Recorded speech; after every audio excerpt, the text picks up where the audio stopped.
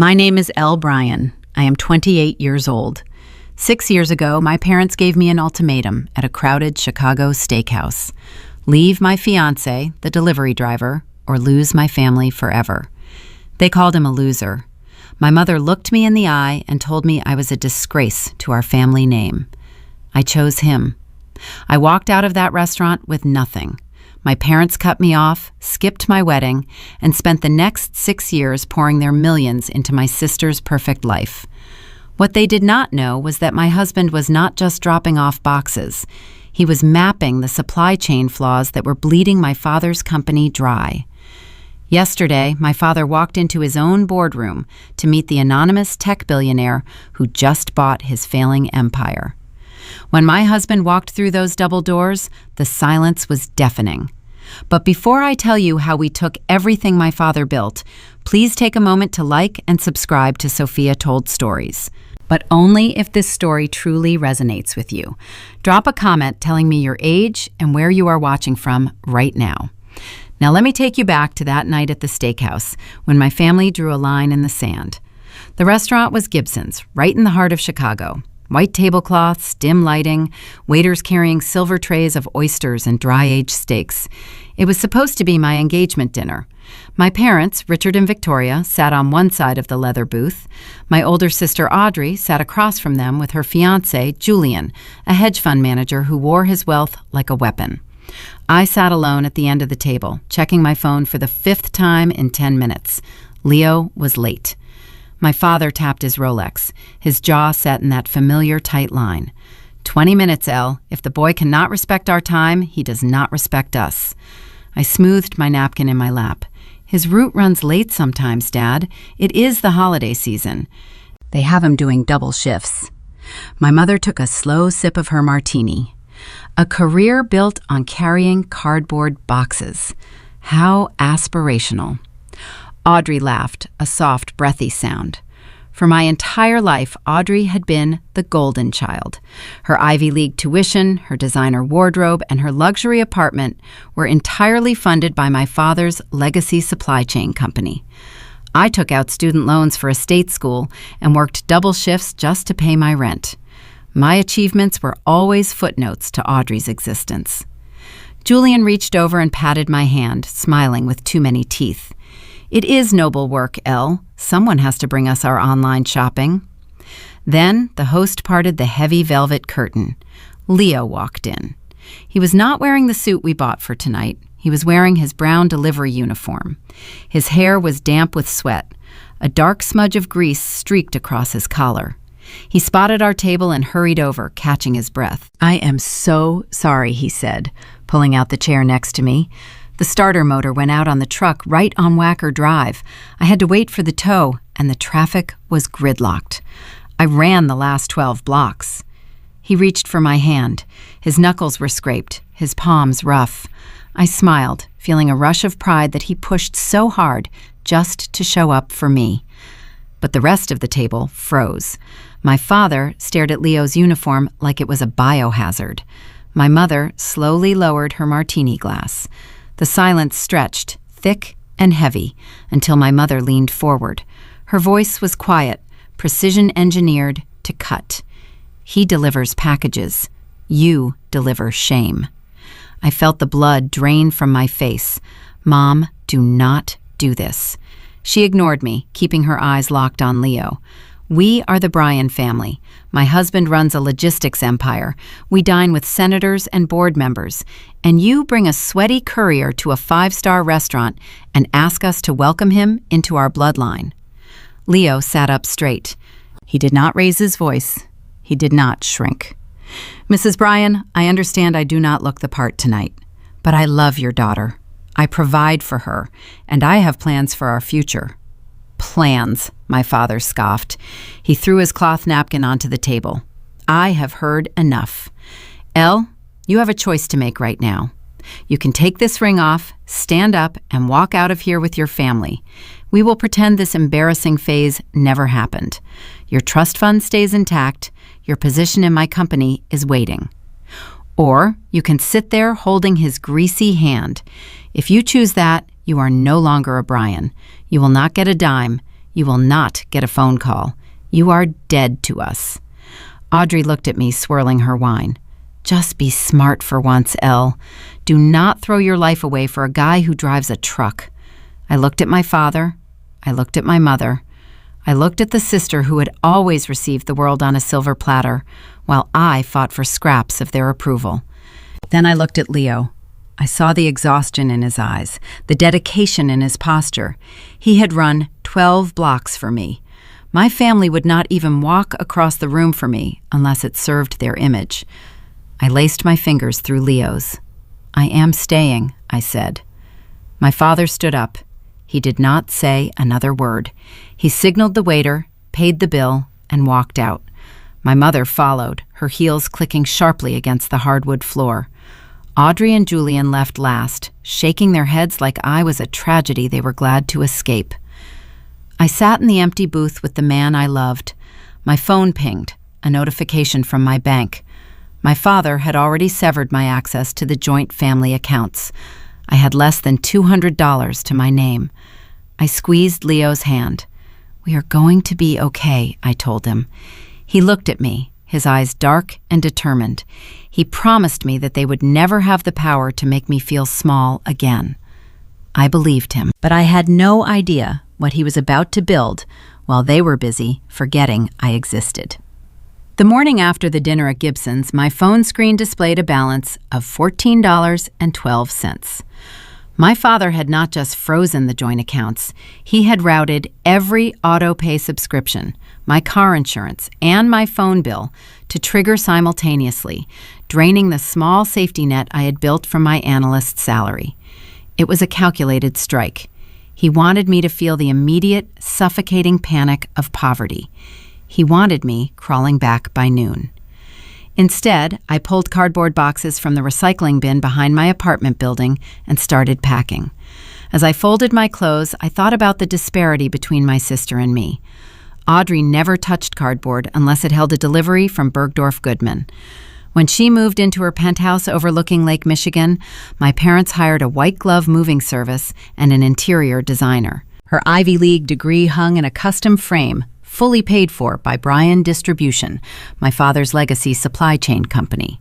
My state university diploma sat in a plastic folder in my desk drawer, accompanied by $80,000 in student loans. I was the honors student who worked double shifts to buy textbooks. Audrey was the solid C student who received a brand new Mercedes for merely graduating.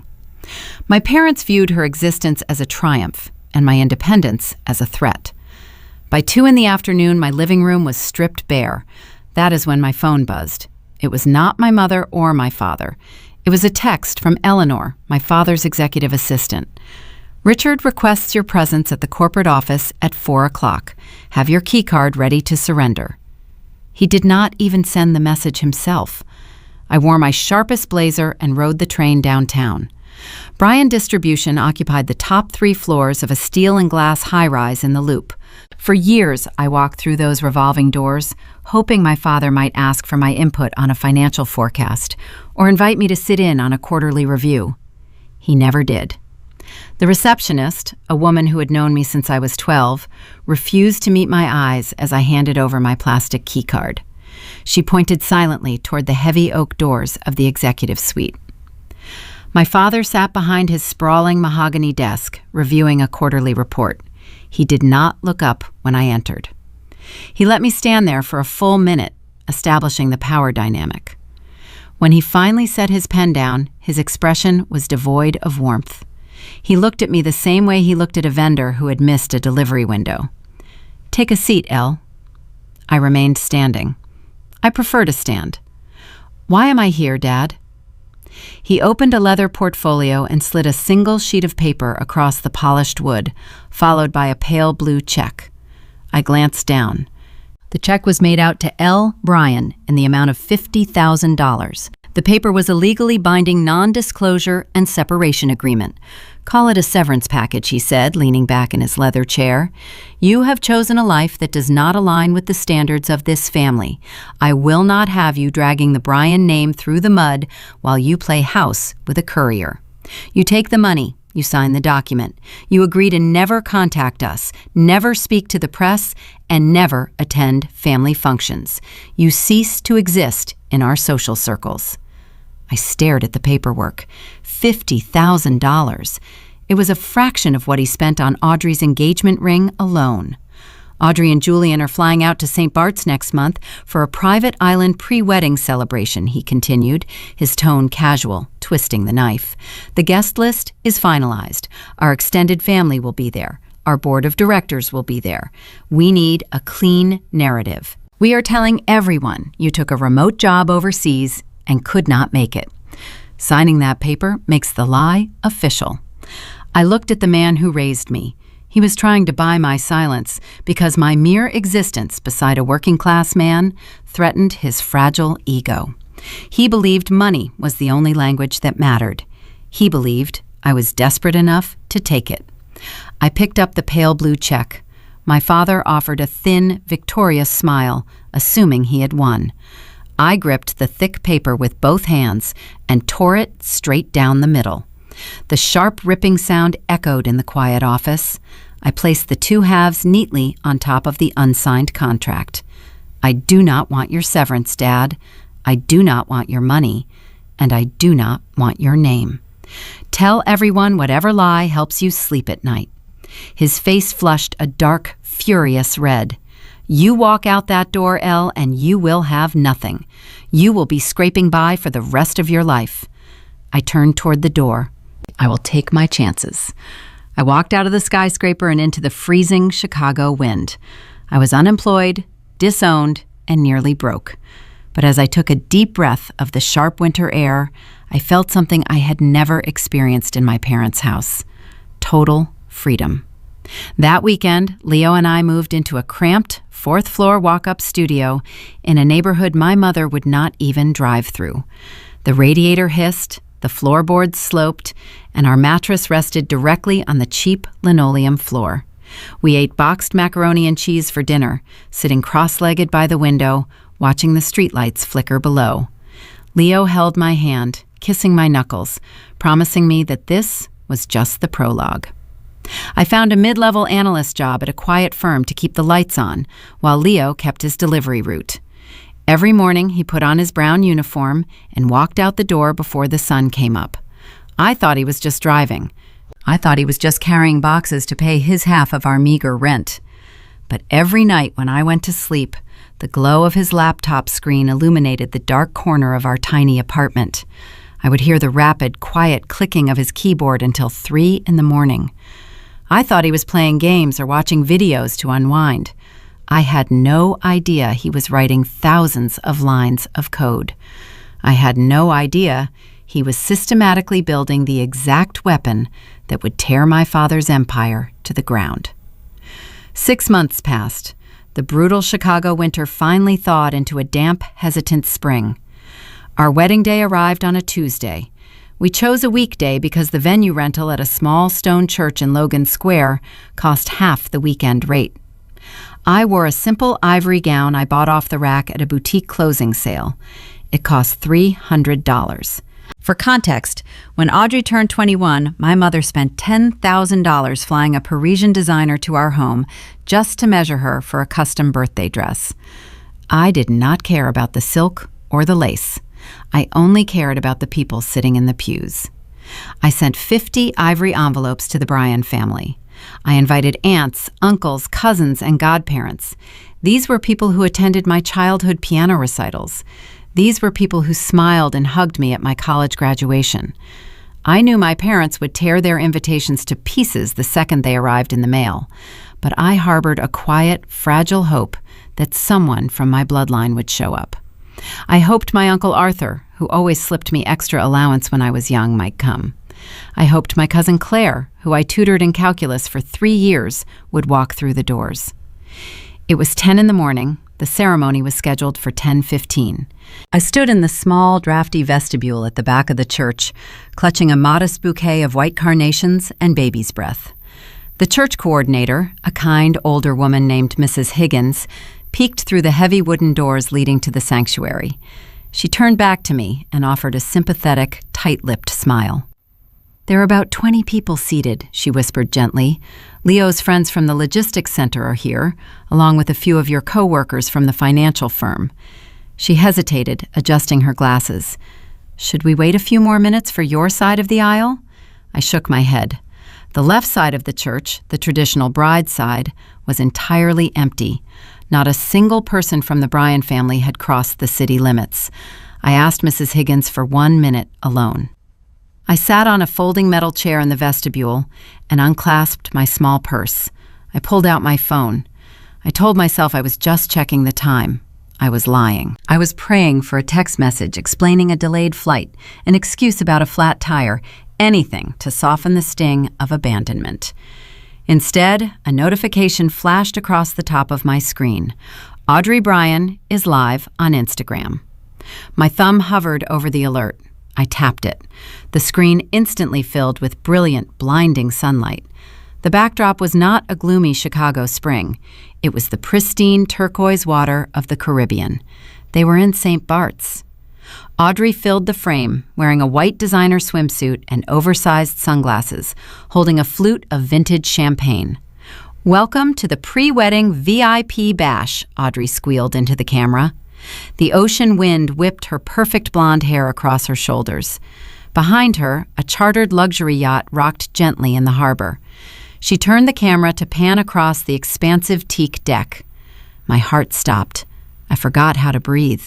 There, lounging on white leather deck chairs, were the very people who received my wedding invitations. Uncle Arthur was holding a tropical drink, laughing loudly at a joke Julian made. Cousin Claire was sunbathing on the bow, holding a designer tote bag. My father had not just skipped my wedding. He had actively orchestrated a competing event. He chartered a private jet and flew our entire extended family to a Caribbean island on the exact day I was scheduled to walk down the aisle. He bought their absence. He leveraged his immense wealth to purchase their loyalty, ensuring my humiliation was total and inescapable. He sent a clear message to the family hierarchy. Side with Elle and lose your access to the Bryan fortune, or side with Audrey and enjoy an all-expenses-paid luxury vacation. They chose the vacation. The camera stabilized. My mother stepped into the frame, wearing a wide-brimmed straw hat and a flowing silk caftan. She smiled brightly at Audrey's phone lens. "To my beautiful Audrey," my mother announced, her voice carrying clearly over the sound of the ocean breeze. "And to Julian, here is to marrying into actual success. Here is to preserving the Bryan legacy." The guests on the yacht raised their glasses and cheered. The live feed ended. The screen went dark, reflecting my own pale, tear-streaked face. The phone slipped from my trembling fingers and clattered onto the cold stone floor. I bent over, clutching my stomach as a sob tore out of my throat. It was a deep, hollow sound. The reality settled into my bones like lead. I was an orphan with living parents. The door to the vestibule creaked open. Footsteps echoed on the stone floor. Leo knelt in front of me. He wore a dark navy suit we rented 2 days prior. His tie was perfectly straight. He saw the discarded phone on the floor. He saw my ruined makeup and my shaking hands. He did not ask what happened. He already knew. He picked up the phone and placed it face down on a nearby table. He did not yell. He did not curse my father's name. His anger was terrifyingly quiet. It was a cold, focused energy that radiated from his rigid shoulders. He reached out with both hands and gently wiped the tears from my cheeks with his thumbs. "Elle, look at me." I forced my eyes to meet his. His dark eyes held an intensity that made the drafty room feel suddenly warm. "They think they won today," he said, his voice a low, steady rumble. "They think wealth is a weapon only they know how to swing. I promise you right now, on the day I become your husband, they will never have the power to make you cry again. Give me 5 years." I sniffled, trying to steady my erratic breathing. 5 years for what? 5 years to take everything they value? He whispered fiercely. "Now stand up. We have a wedding to attend, and I want to marry my wife." He stood and offered me his hand. I took it. I smoothed the front of my $300 dress. The organist began to play a traditional march. The heavy wooden doors swung open, revealing the small gathering of true friends. I walked down the aisle. I did not look at the empty wooden pews on the left. I looked straight ahead at the altar, holding the arm of the man who ran 12 blocks for me, the man who looked at my tears and promised me an empire. We said our vows. We exchanged simple gold bands. We hosted a modest reception at a local Italian restaurant, eating garlic bread and drinking house wine with the 20 people who actually chose to be there. We laughed. We danced to music playing from a portable speaker resting on a bar stool. It was the happiest night of my life, untainted by my mother's harsh critiques or my father's corporate posturing. We returned to our tiny, sloping apartment just before midnight. I fell asleep in my wedding dress, exhausted from the emotional toll of the day. But when I briefly woke up around 3 a.m, the bed beside me was empty. I rolled over and squinted through the darkness. Leo was sitting at our small kitchen table. The glow of his laptop screen illuminated his face. He was not resting. He was typing lines of complex code, his fingers moving faster than I had ever seen. My family thought they buried us on that Caribbean island. They thought they threw dirt on our future and walked away laughing. They did not realize they had planted a seed, and what my husband was building in the dark was about to shake their legacy to its very foundation. The first 2 years of our marriage were built on concrete floors and the harsh hum of fluorescent office lighting. I worked as a junior financial analyst at a mid-tier firm in the Loop.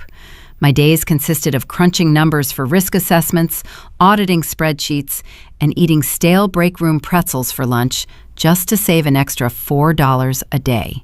I spent my hours dissecting balance sheets, identifying toxic assets for corporate clients, and learning exactly how failing businesses attempt to hide their decay through aggressive expansion and fabricated revenue streams.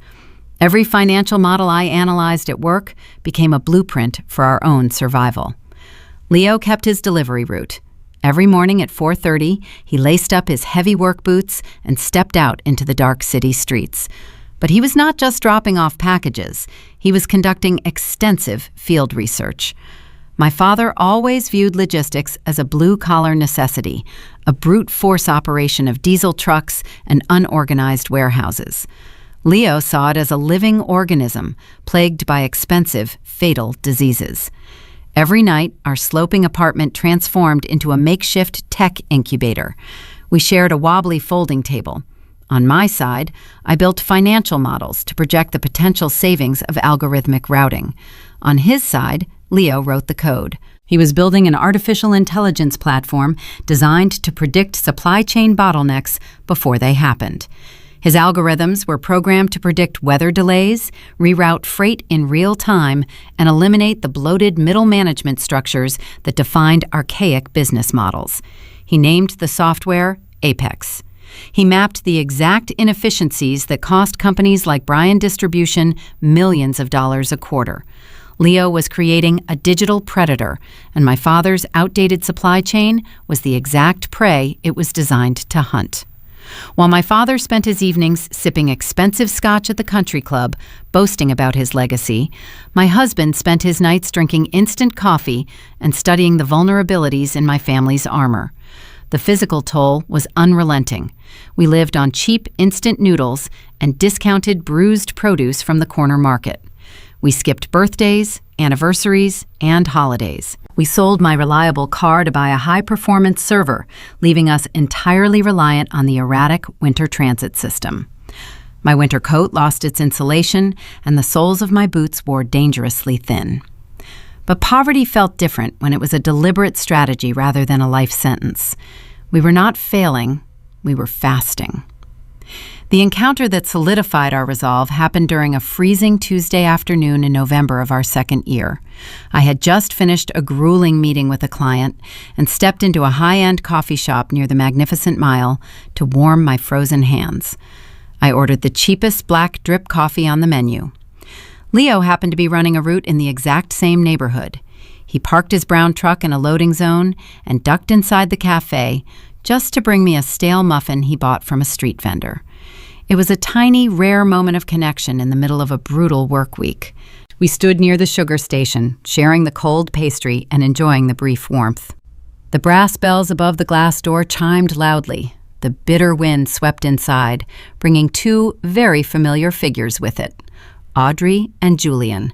They looked like an advertisement for unearned wealth.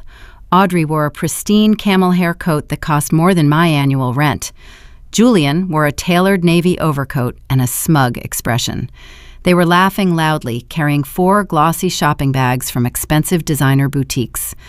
Audrey stopped mid-sentence when her eyes met mine. Her smile vanished, replaced by a swift, calculating scan of my frayed coat and Leo's grease-stained uniform. "Well, look who it is," Audrey said, her voice carrying across the quiet cafe. "The runaway bride. You look exhausted, Elle, and poor." Julian stepped up beside her, adjusting his silk scarf. He looked Leo up and down, his lips curling into a condescending smirk. "Still carrying boxes, I see? It is good to know your place in the world." I gripped my paper coffee cup, feeling the heat of anger rising in my chest. I wanted to defend my husband. I wanted to scream that he possessed more intellect in his calloused hands than Julian held in his entire over-leveraged hedge fund. But Leo squeezed my waist gently, a silent command to hold my temper. I stood there, biting the inside of my cheek, observing the way Julian carried himself. I noted the specific designer brands on their shopping bags and calculated the immense cost of their afternoon outing. Julian shifted his heavy bags, feigning an exaggerated sigh. "You know, since you are already in your little uniform, be a good worker and take these to my Porsche. It is parked just around the corner." Julian reached into his leather wallet and pulled out a crisp $5 bill. He held it out between his index and middle finger, letting it flutter slightly in the drafty air. "Consider it a tip for your valuable services." I expected Leo to slap the money away. I expected him to defend his dignity. Instead, Leo offered a calm, unbothered smile. He stepped forward, took the $5 bill, and smoothly collected the heavy shopping bags from Julian's arms. "Happy to assist," Leo said, his voice void of any sarcasm. He walked out the door, delivered the bags to the trunk of the luxury car, and returned a minute later. Audrey watched us with pure pity. Julian smirked, clearly satisfied that he had established dominance over the working-class husband of the disowned sister. They ordered their expensive lattes and walked away without looking back. As we stepped back out into the freezing wind, I turned to Leo. I asked him why he did that. I asked him why he let Julian treat him like a servant. Leo folded the $5 bill neatly and slipped it into his breast pocket.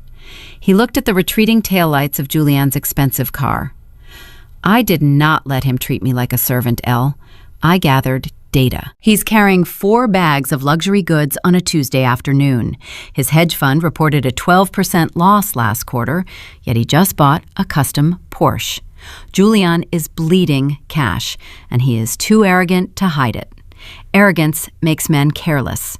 Careless men leave doors unlocked." That brief encounter shifted something fundamental in our strategy. We no longer just wanted to build a successful software company. We realized the ecosystem my father and Julian operated within was incredibly fragile, propped up by unchecked ego and unsustainable debt. That night, the radiator in our sloping apartment was broken again. Our breath plumed in the cold air. Leo sat at the folding table, the faint glow of the screen illuminating the sharp angles of his face. The $5 bill sat next to his keyboard. At 2 a.m, a notification chimed through the quiet room. Leo stared at the screen for a long time. I sat up, pulling the thin blanket up to my chin. I asked him what happened. He turned the laptop toward me. The email was from a Tier 1 venture capital firm in Silicon Valley. They had reviewed his beta test data. They wanted to meet the founder of Apex Logistics. They wanted to fund his vision. Leo picked up the crisp $5 bill Julian had handed him. He folded it once more. He told me he was going to frame it. I asked him why. "Because," he said, his voice steady and cold, "this is the exact price Julian paid to hand me the shovel I am going to use to bury him. Year 3 began with a sequence of keystrokes that changed the trajectory of our lives forever. Leo finally deployed the beta version of Apex Logistics. Our first trial client was a national big box retailer bleeding cash through outdated freight routes. They gave us one single quarter, 3 months to prove that a former courier and a junior financial analyst could outperform their entire legacy logistics department. December brought a historic blizzard to the Midwest. Traditional supply chains paralyzed overnight. Trucks idled on frozen highways. Warehouses overflowed with unshipped inventory. But Leo had programmed Apex to monitor atmospheric pressure drops and satellite weather patterns. 36 hours before the first snowflake hit the pavement, our software automatically rerouted 400 commercial freighters through southern corridors, bypassing the storm entirely. When the quarterly financial audit concluded, the retailer reviewed their ledgers. Apex had not just salvaged their holiday season, we had eliminated $40 million in redundant shipping costs in 90 days. The venture capital firm in Silicon Valley did not just fund us, they poured gasoline on the spark. The seed check cleared on a Tuesday morning. I sat at our wobbly folding table, refreshing the bank portal. A string of zeros materialized on the screen, a number so vast it felt abstract. Leo stood by the door wearing his brown uniform for the very last time. He looked at the glowing screen, then unzipped his jacket. He folded the worn fabric carefully, placing it on the chair. He did not burn it or throw it away. He kept it as a monument to the grind. He walked down the stairs, handed his truck keys to his dispatcher, and never drove a commercial route again. Within 6 months, Apex scaled with terrifying speed. We hired top-tier engineers, leasing a sleek, unbranded office space in a converted warehouse district. I resigned from my junior analyst role to manage our exploding private portfolio.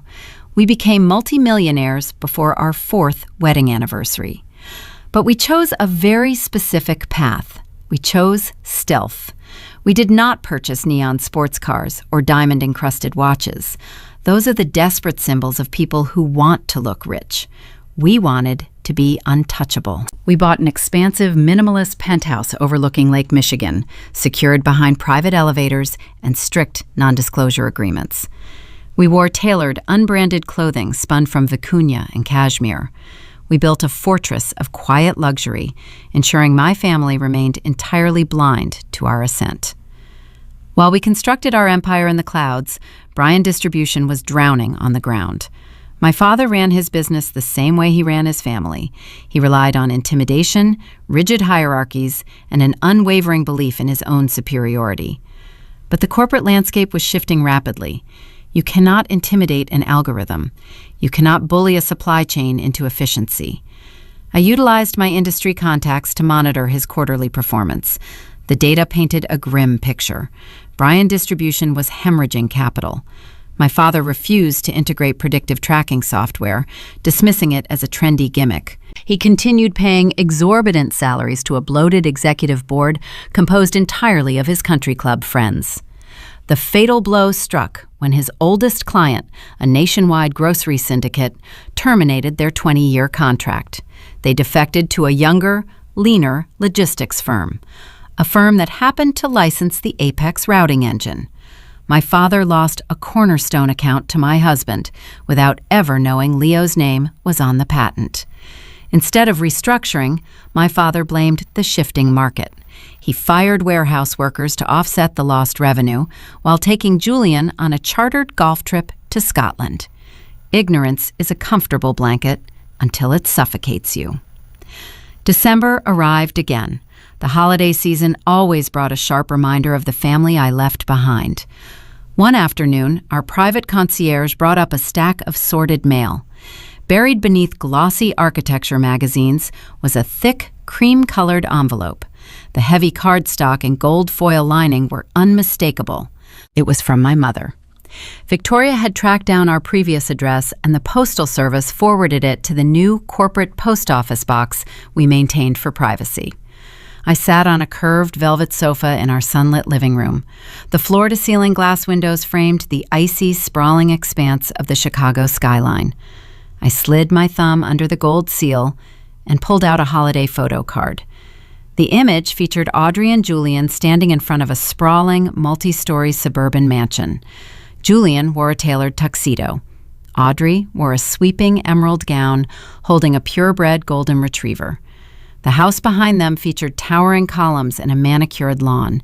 It looked like a movie set, dripping with newly acquired debt. I flipped the card over. The envelope was addressed simply to L. Bryan. My mother intentionally omitted my married name and left Leo off the address entirely. Below the printed holiday greeting, Victoria had written a personalized note in her elegant, sweeping calligraphy. L, we hope you are finding your way. Audrey and Julian just closed on their dream home in Winnetka. Julian is doing exceptionally well at the fund. If you ever need a warm meal this winter, my housekeeper can leave a plate for you. Make better choices next year. She spent $40 on custom stationery just to remind me that she believed I was starving. She wanted me to open that envelope in a freezing, sloping apartment. She wanted the image of Audrey's mansion to break my spirit, to force me to pick up the phone and beg for a seat at her table. I did not cry. I did not feel a single ounce of anger. I looked around my penthouse. The custom oak floors gleamed in the afternoon light. A private chef was currently preparing dinner in our marble kitchen. The quiet hum of the climate control system kept the room at a perfect 72 degrees. The sweater I wore cost more than Audrey's entire staged holiday outfit. I walked over to the integrated wine fridge, retrieved a bottle of vintage champagne, and poured myself a crystal flute. I held the holiday card up to the light, studying Julian's smug face and Audrey's practiced smile. I thought about the financial models I reviewed that morning, detailing the crippling leverage Julian was utilizing to maintain that exact facade. I burst out laughing. The sound echoed through the vast, beautiful space. I tossed the gold foil card into the sleek, gas-powered fireplace and watched the edges curl and blacken into ash. They were projecting an illusion of wealth while their foundation crumbled. We were building a dynasty in total silence. Have you ever watched someone proudly showcase a house of cards while you hold the matchbook? Tell me in the comments if you have ever let a toxic person believe they were winning just to watch them orchestrate their own downfall. Because let me tell you a secret, there is no better revenge than watching your enemies dig their own graves while you own the shovel factory. Year 5 marked the transition from rapid growth to undeniable market dominance. Apex Logistics hit unicorn status, achieving a verified $1 billion valuation. The financial press scrambled to profile the enigmatic founder who engineered the disruptive code. Industry magazines wanted Leo on their covers. Venture capitalists offered exorbitant sums just to secure a 15-minute meeting. Leo declined every single interview request. He let the software speak, preferring the anonymity of the shadows. He remained the phantom architect of a new digital era, avoiding the spotlight that ego-driven executives craved. I officially resigned from my firm. I did not leave to retire or plan long vacations. I left to establish and manage our private family office. My new role involved directing our expanding wealth into diversified assets, commercial real estate, and municipal bonds.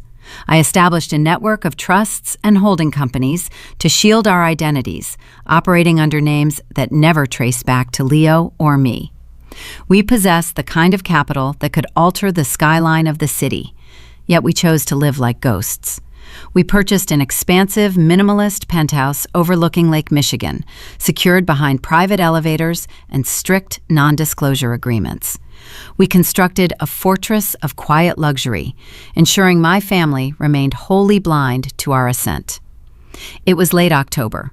I needed fresh saffron and organic produce for a private dinner we were hosting for our lead engineers. I walked into an exclusive boutique grocer in the Gold Coast neighborhood. The store catered to the elite, offering imported truffles, artisanal cheeses, and wines that cost more than a standard mortgage payment. Soft jazz played over the hidden speakers, masking the sound of wealthy patrons filling their woven baskets. I wore a charcoal cashmere sweater, tailored wool trousers, and a simple wool overcoat.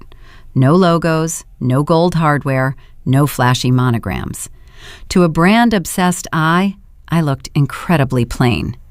To someone educated in textiles, my outfit represented exquisite Italian craftsmanship. True wealth whispers. Fake wealth screams. I learned this lesson by observing the very people my parents tried so hard to emulate. I was inspecting a jar of preserved olives when the distinct scent of Chanel No. 5 hit the air. I turned around. My mother stood at the end of the aisle. Victoria Bryan looked exactly the same, yet somehow brittle.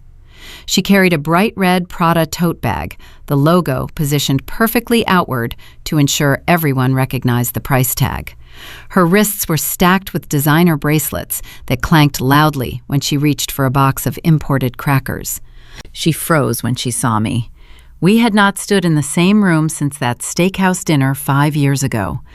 I watched her eyes sweep over my frame. She cataloged my lack of diamonds, my bare wrists, the absence of any recognizable designer print on my clothing. Her posture shifted. Her spine straightened, fueled by a sudden rush of superiority. She believed her narrative was correct. She believed I was destitute, wandering the aisles of an expensive store I had no business entering. Elle, she said, her voice dropping a fraction of an octave, adopting a tone usually reserved for injured animals. What a surprise. Hello, Mom. I kept my voice perfectly level. You are shopping far from home. She waved a manicured hand, the jewelry chiming together. I had a fitting nearby. Audrey is hosting a charity gala next month. We are overwhelmed with preparations. She paused, letting her gaze sweep over me one more time. You look tired, Elle, and thin. Are you eating enough? I smiled, offering nothing. I let the silence hang. People who run on ego hate silence. It forces them to fill the void. Victoria stepped closer. Her eyes darted to the modest basket in my hands, silently calculating the cost of my groceries. Your father is expanding his operations, she continued, projecting a false sense of triumph. He is fielding offers for a highly lucrative corporate buyout. The legacy of Bryan Distribution is only growing. It is a shame you chose to walk away from all of this. Is your husband still driving that truck? She asked, feigning innocent curiosity before I could formulate a response. Richard mentioned the logistics industry is facing severe cutbacks right now. It must be so difficult for you two to make ends meet. She unclasped her bright red handbag and reached inside. She pulled out a crisp, new $100 bill. She stepped into my personal space and tucked the money into the front pocket of my wool coat, patting the fabric twice. Buy your husband a decent meal, Elle, she whispered, her tone dripping with manufactured pity. He must be so exhausted from all that driving. I looked down at the green paper protruding from my pocket. Half a decade ago, this gesture would have shattered my confidence. It was designed to humiliate. It was designed to establish her dominance in a public space. But anger requires a perception of inequality.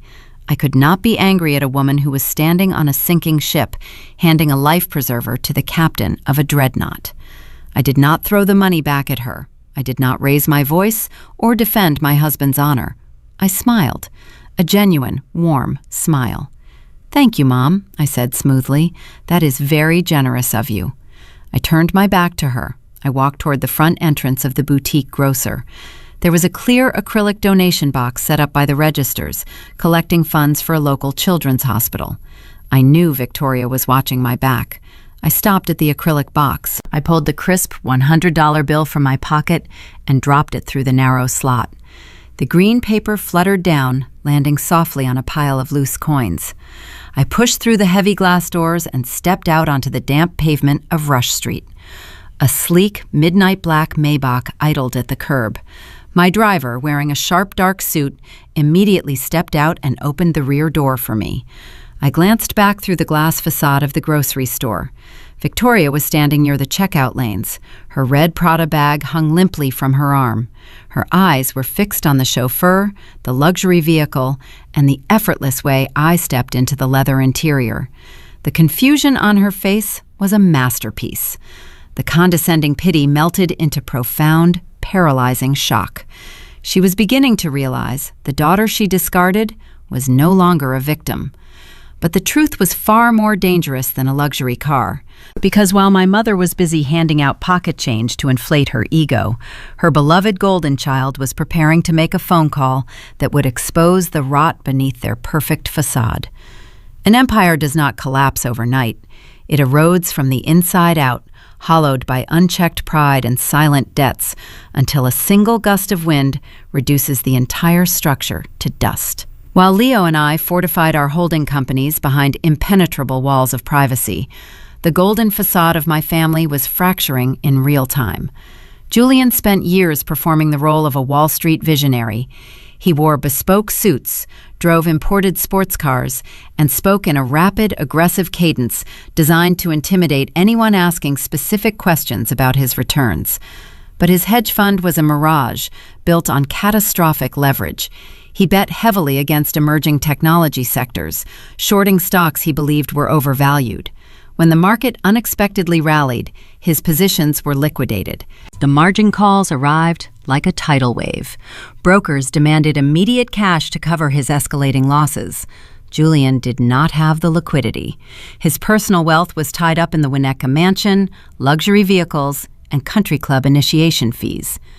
Desperate to maintain his illusion of supremacy, he turned to the most gullible mark in his orbit, my father. Richard Bryan always worshipped the aesthetic of high finance. He viewed Julian as his ticket into the upper echelons of society, a realm far more prestigious than moving freight across the Midwest. Julian capitalized on that exact insecurity. He approached my father behind closed doors, presenting fabricated spreadsheets detailing an exclusive, high-yield investment opportunity. He convinced Richard to authorize a series of off-the-books transfers from the operating reserves of Bryan Distribution. Julian labeled them short-term corporate loans. In reality, my father was blindly funneling his company payroll and maintenance budgets directly into a financial black hole to cover his son-in-law's gambling debts. This unauthorized siphoning accelerated the death spiral of my father's business.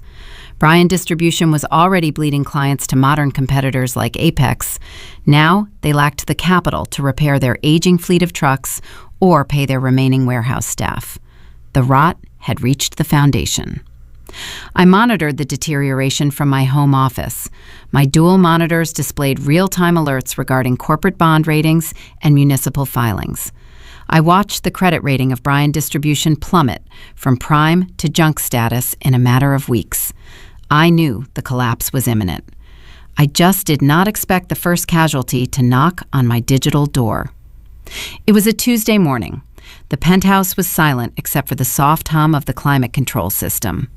I was reviewing a quarterly tax strategy when my cell phone vibrated against the polished glass of my desk. I glanced at the screen. The caller identification displayed a number I had not seen in half a decade. Audrey. 5 years of profound silence. 5 years of missed holidays, ignored birthdays, and intentional erasure. I let the phone vibrate 3 times.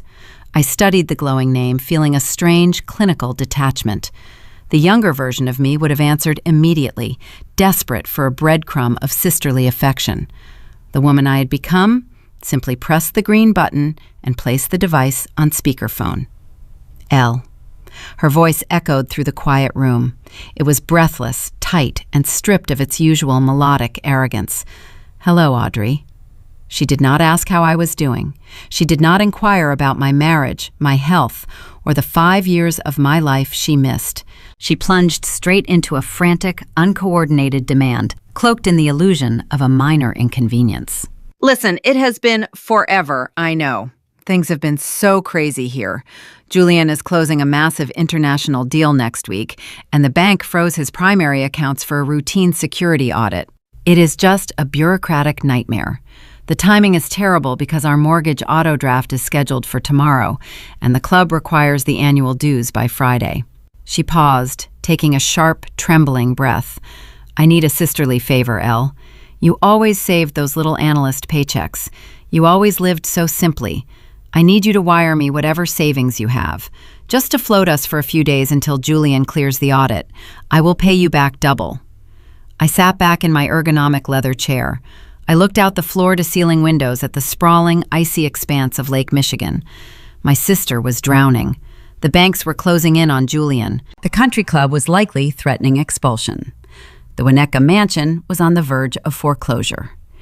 Yet even in her darkest moment of panic, she could not relinquish her inherent snobbery.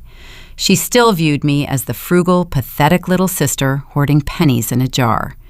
She believed my purpose was to empty my modest bank account to save her luxurious lifestyle. "Audrey," I said, my voice steady and cold, "I am not a bank for your lifestyle." There was a sharp intake of breath on the other end of the line. "Elle, you do not understand. Julian will kill me if the house goes into default. Dad is ignoring my calls. I am your sister. You owe me this." "You sat at a table in a steakhouse and watched our parents erase my existence," I replied smoothly. "You told me to stop embarrassing the family. You chose a Caribbean island over my wedding.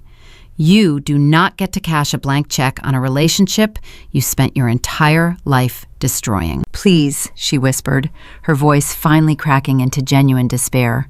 "I have nothing left." I reached forward and pressed the red button. The call disconnected. I did not block her number. I simply let the silence fill the room again. I felt no guilt. Boundaries are not acts of cruelty. They are the natural consequences of sustained disrespect. I closed her contact file and returned to my financial models. I had a much larger acquisition to orchestrate.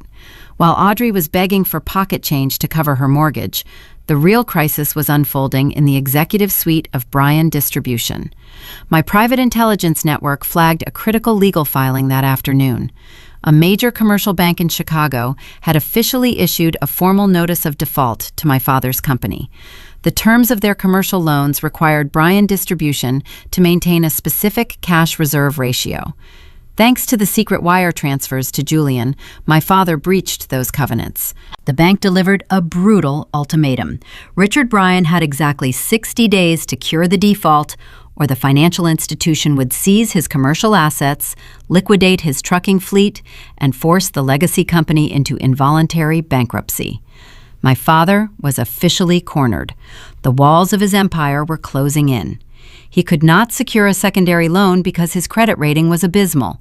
He could not ask his country club friends for capital because the rumor of his insolvency was already spreading through the locker rooms.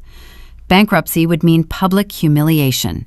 It would mean losing his membership, his social standing, and his identity.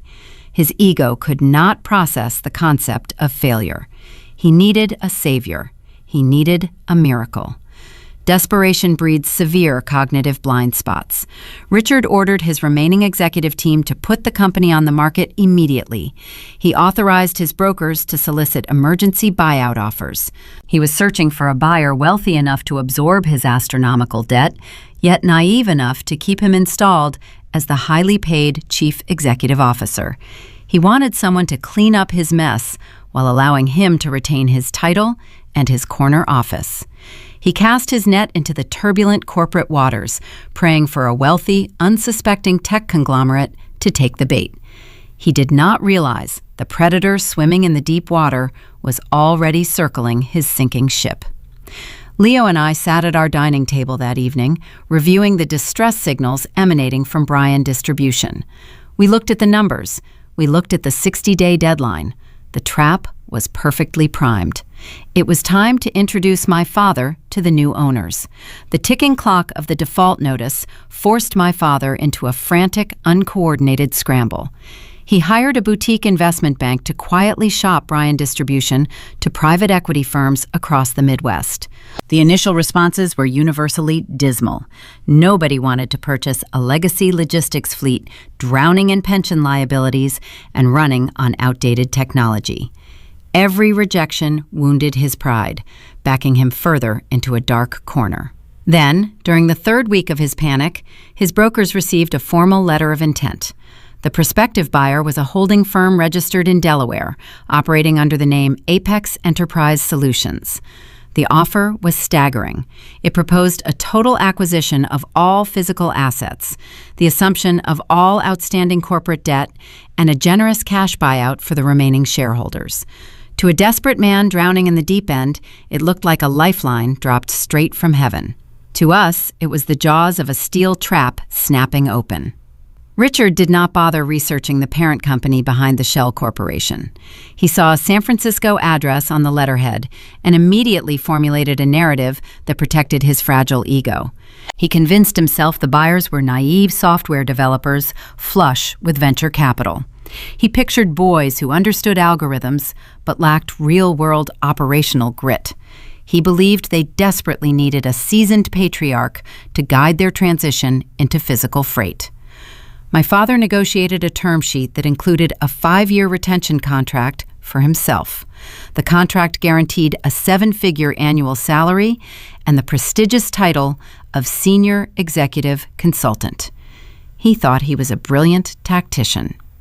The weekend he signed the preliminary agreement, he held court at his exclusive country club. My private intelligence network included a financial associate who played golf at the same course.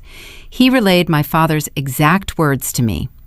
Richard sat in the mahogany-paneled grill room, drinking a $40 glass of scotch, bragging to men he actually owed money to. He told them he was about to fleece a bunch of unblooded tech nerds. He boasted that he convinced the buyers to absorb his massive liabilities while paying him millions just to occupy a corner office and tell them how the real world worked. He was dancing on the gallows, entirely unaware that the rope was already tied and secured. The acquisition moved rapidly into the formal due diligence phase.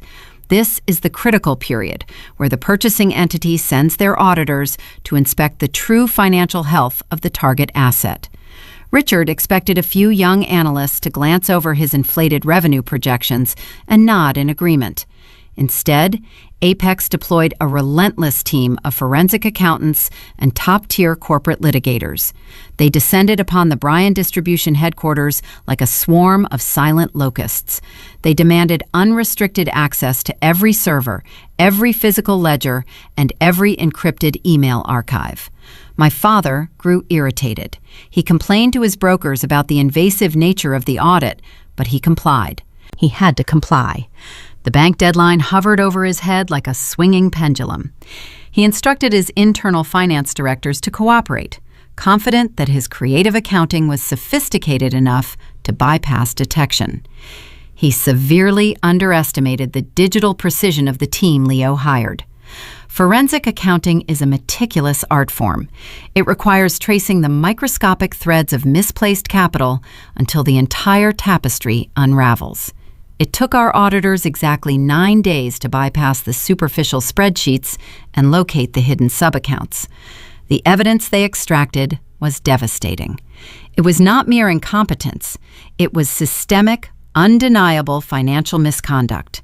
They mapped the precise trajectory of the capital my father bled from the corporate reserves. They documented every single wire transfer sent to Julian's failing hedge fund. They found the fabricated invoices Richard generated to classify those transfers as legitimate operational expenses. But the corruption extended far beyond Julian. Once the auditors breached the primary firewall, they discovered my father's personal indiscretions. He had been using company funds to finance his country club dues, his luxury vehicle leases, and a private vacation property in Aspen that my mother frequently posted on her social media accounts. He was actively embezzling from his own dying company to fund the illusion of his supremacy. The final audit report arrived at our penthouse on a rainy Thursday evening. The sky above Chicago was a bruised, turbulent gray, matching the gravity of the documents resting on our dining table. The dossier was 400 pages long, bound in thick black leather. It detailed a level of fiduciary negligence that carried severe criminal implications. I sat beside Leo, turning the heavy pages. My eyes scanned the staggering sums of stolen money. I looked at the dates of the specific transfers. I cross-referenced the ledger with my own memories. The largest injection of stolen cash into Julian's accounts occurred the exact same week my father chartered the luxury yacht in St. Bart's. He used embezzled corporate funds to finance the private island bash that served as my ultimate humiliation. He stole from his employees to purchase the loyalty of our extended family. He offered me a $50,000 check to walk away and never speak to them again, while he was funneling millions to the golden child's husband to hide their failures. The hypocrisy was staggering. The sheer entitlement required to commit such acts while judging a man for wearing a delivery uniform was almost difficult to comprehend. Leo sat quietly, watching my face as I absorbed the true magnitude of my family's deceit.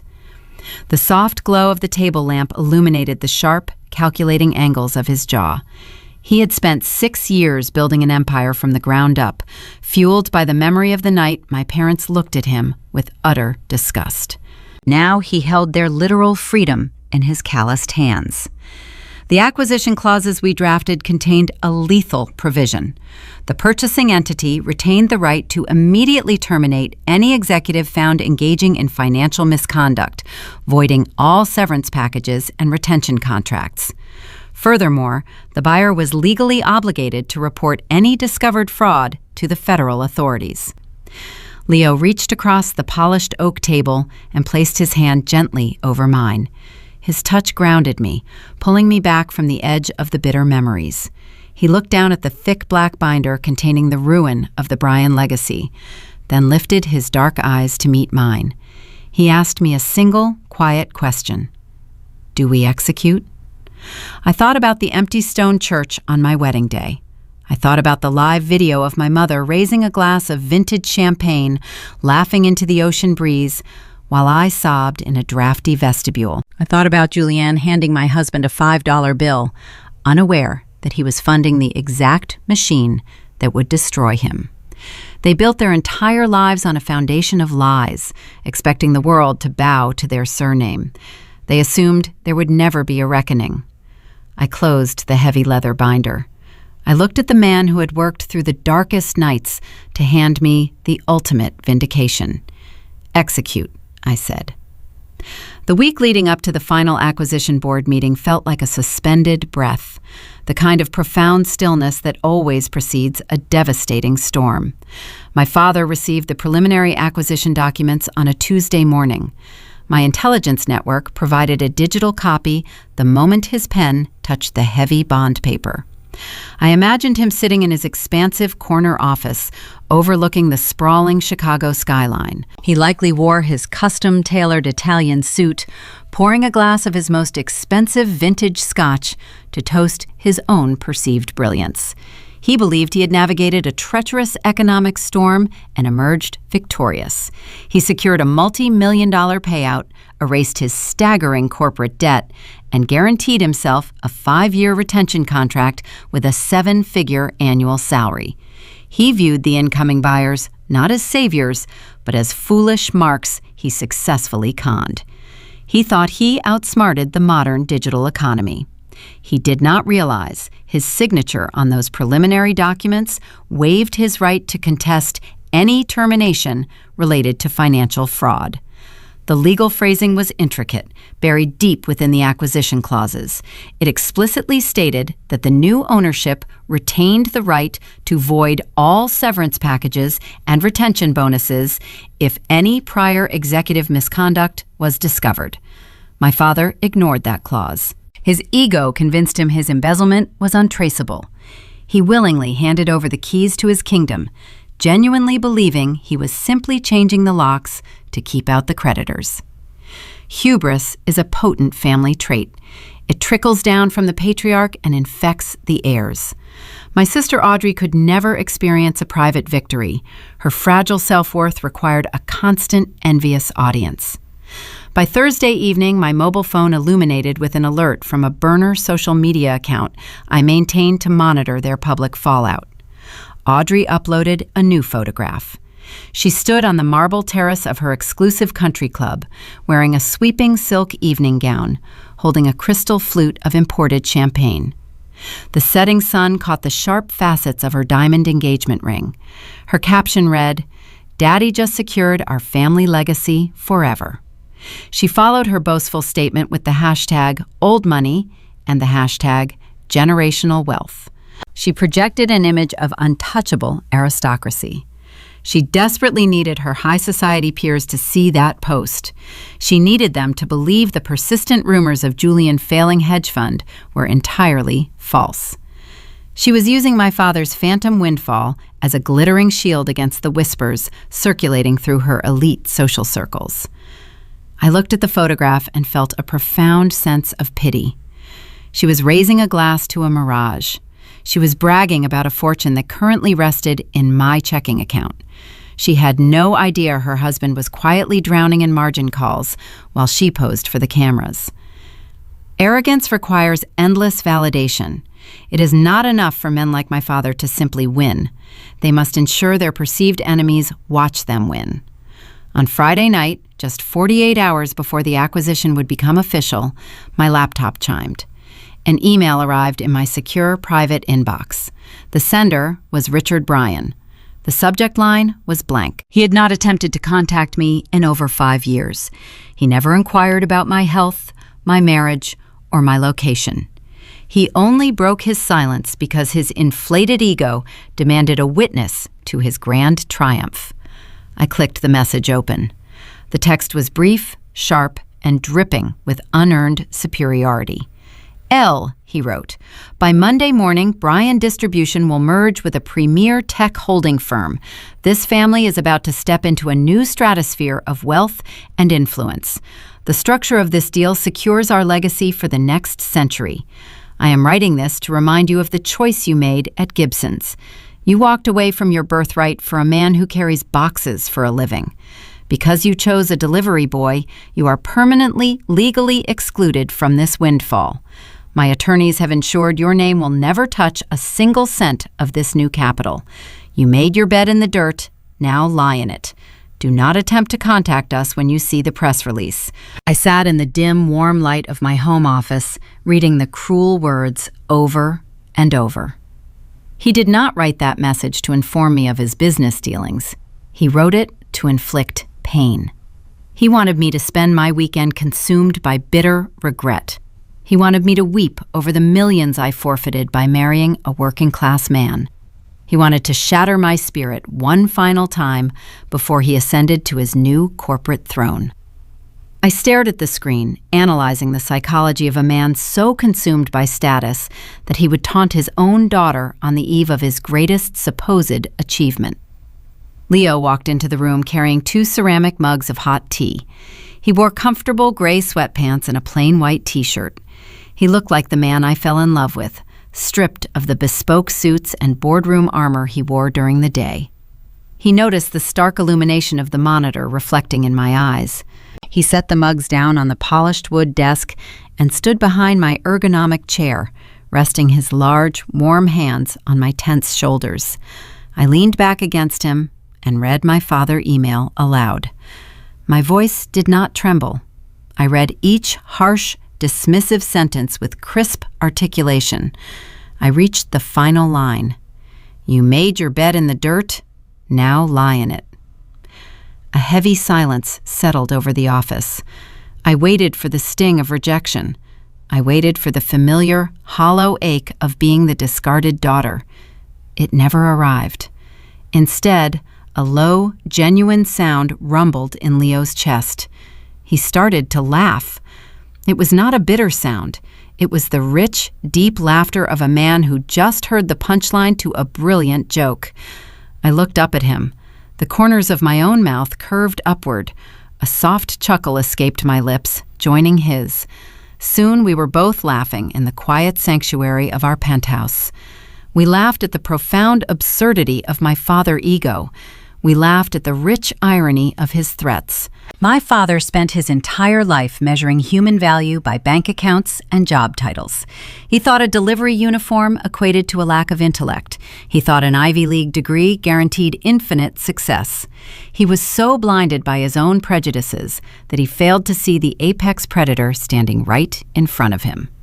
He willingly handed the keys of his kingdom to the exact man he deemed unworthy to sit at his dinner table. He was bragging about a financial windfall that we explicitly engineered to destroy him. The trap was fully set. The bait was swallowed. The mechanism was locked in place. The board meeting was scheduled for Monday morning at 9 o'clock.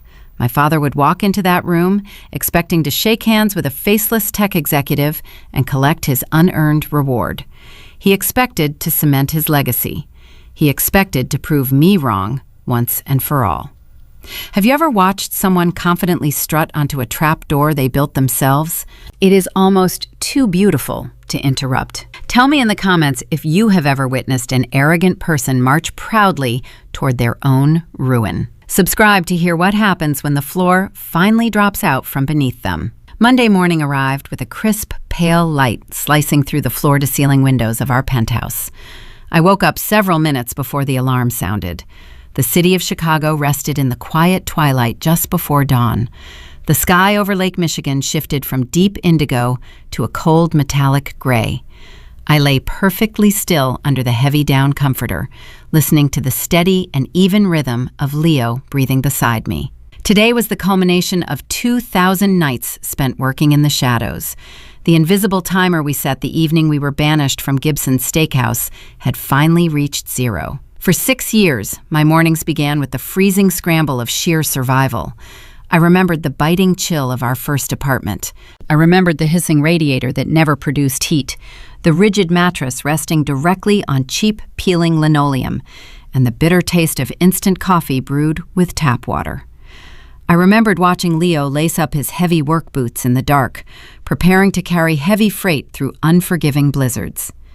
Today, the central climate control system maintained a flawless temperature. A private chef was quietly preparing espresso in our marble kitchen. The contrast between our past and our present was a stark reminder of the grueling distance we had traveled. We did not speak much as we prepared for the day. The gravity of our schedule required intense focus. I sat on the edge of the bed and watched my husband stand in front of the full-length dressing mirror. He reached into his cedar closet and retrieved the heavy garment bag containing his corporate armor. He unzipped the canvas to reveal a bespoke Italian suit. The garment was a masterpiece of tailoring, cut from dark charcoal tropical wool. The tailor had spent 3 weeks perfecting the exact drape of the jacket and the precise break of the trousers. Leo put on a crisp white dress shirt with a stiff collar. He fastened the buttons with steady hands. He adjusted a dark silk tie that cost more than our entire monthly grocery budget during our first year of marriage. I looked at his hands as he tightened the knot at his throat. The rough, cracked calluses from carrying cardboard boxes were fading, replaced by the smooth, confident grip of a chief executive. The memory of the brown delivery uniform he wore to my engagement dinner felt like a ghost haunting the edges of the room. My mother had looked at that uniform and declared him a failure. My father had looked at the grease smudge on his collar and ordered me to abandon him. They judged his worth by the fabric on his back, ignorant of the visionary intellect operating beneath it. Today, Leo did not look like a man arriving to beg for a seat at the table. He looked like a king arriving to claim a surrendered territory. I turned away from the mirror to face my own reflection. I bypassed the flowing dresses and soft fabrics hanging in my closet. Today required edges. I chose a custom-tailored navy blazer with sharp, defined shoulders, paired with matching wide-leg trousers. The dense wool moved with liquid grace, yet offered a structured, imposing silhouette. I wore a simple white silk blouse and pointed leather heels that added 2 inches to my height. I gathered my hair and pulled it back into a severe, sleek twist at the nape of my neck. I applied minimal makeup. I enhanced the sharp angles of my cheekbones and defined my eyes with a dark, precise line. I did not want to look pretty or approachable. I wanted to look dangerous. I wanted to project the cold, calculated intelligence of a woman who managed billion-dollar portfolios and engineered hostile corporate takeovers before breakfast. I picked up the thick black leather binder containing the forensic audit of Bryan Distribution. The weight of the documents felt solid and reassuring in my hands. Our driver waited at the curb beneath the glass canopy of our building. He wore a dark suit and stood beside the open rear door of our midnight black Maybach. The crisp morning wind swept off the lake, carrying the scent of damp asphalt and autumn leaves. We slid into the plush leather seats. The heavy door closed with a solid, muted thud. The cabin isolated us from the noise of the waking city, creating a silent, floating sanctuary. The luxury vehicle merged onto Lakeshore Drive, heading south toward the corporate financial district. I watched the steel and glass monoliths of the Chicago skyline rise against the pale morning sky. The sun caught the reflective edges of the towering skyscrapers, turning the city into a canyon of light and shadow. One of those towering structures housed the headquarters of my father. For decades, Richard Bryan used that specific skyscraper as a monument to his own self-importance. He built his identity on the foundation of a legacy supply chain firm. He treated his warehouse employees like replaceable cogs and treated his youngest daughter like a regrettable accounting error. He surrounded himself with sycophants who praised his mediocre business strategies just to maintain their own exorbitant salaries. He believed the world operated on a strict hierarchy, and he firmly believed he belonged at the very top. I leaned my head against the cool, tinted glass of the car window. I searched my chest for a lingering trace of anxiety. I expected my heart to race. I expected my palms to sweat at the prospect of confronting the patriarch who disowned me. Instead, I found a deep, terrifying well of calm. Anger is an erratic and exhausting emotion. It burns hot and fades quickly, leaving you drained and prone to mistakes. What I felt was entirely different. It was the clinical, icy detachment of an executioner verifying a ledger. My father constructed a reality where he was the untouchable monarch. He relied on my silence and Audrey's blind obedience to maintain the illusion of his supremacy. We were not driving downtown to engage in a screaming match or demand an emotional apology. We were driving downtown to simply present him with the invoice he spent his entire life dodging. The math was already done. The contracts were already signed. The trap was locked. Leo reached across the wide leather center console. His large hand enveloped mine. The warmth of his skin grounded me, pulling me back from the edge of my thoughts. I turned to look at him. His jaw was set tight. His dark eyes were fixed on the approaching skyline. He was not just the tech visionary who revolutionized global logistics. He was the man who caught me when my family threw me away. He absorbed their insults, kept his head down, and built this exact moment for us. The Maybach slowed, pulling smoothly into the circular driveway of the Bryan Distribution headquarters. The building was an imposing structure of dark-tinted glass and pale limestone. I had not stepped through its revolving doors since the afternoon my father slid a severance check across his mahogany desk and ordered me to vanish. The driver opened my door. I stepped onto the pristine granite pavement. Leo stepped out from the opposite side, buttoning the center button of his charcoal jacket. We walked side by side toward the main entrance. My leather heels clicked against the stone plaza in a steady, rhythmic march. The lobby was a cavernous space explicitly designed to intimidate visitors. Vaulted ceilings stretched 3 stories high. Abstract steel sculptures rested on marble pedestals. A long security desk spanned the center of the room, manned by 3 uniformed guards monitoring a bank of digital screens. A young woman sat at the primary reception terminal. She wore a tailored gray suit and a practiced professional smile. She was a recent hire. She did not know the bitter history embedded in the walls around her. She did not recognize the face of the founder's discarded daughter. "Good morning," she said, her fingers hovering over a sleek digital tablet. "May I have your names and the nature of your visit?" I stopped at the edge of the polished marble desk. I placed the black leather portfolio on the smooth surface. I looked her in the eye and offered a polite, hollow smile. "We are with Apex," I said, my voice carrying clearly through the quiet, expansive lobby. "We are here to see Richard." The receptionist blinked, her hand freezing over the digital tablet. She glanced between my tailored navy suit and the imposing figure of my husband standing quietly beside me. The name I provided did not match the guest list she had been instructed to memorize. Richard Bryan expected a delegation of anonymous corporate lawyers and soft tech developers from Silicon Valley. He did not expect his estranged daughter. "Please wait one moment," the young woman stammered, her professionalism wavering. "I need to call up to the executive floor and confirm your arrival." "That will not be necessary," I said, maintaining a polite but unyielding tone. The meeting begins in 4 minutes. We know the way. I did not wait for her permission. I bypassed the security desk and walked directly toward the private executive elevators.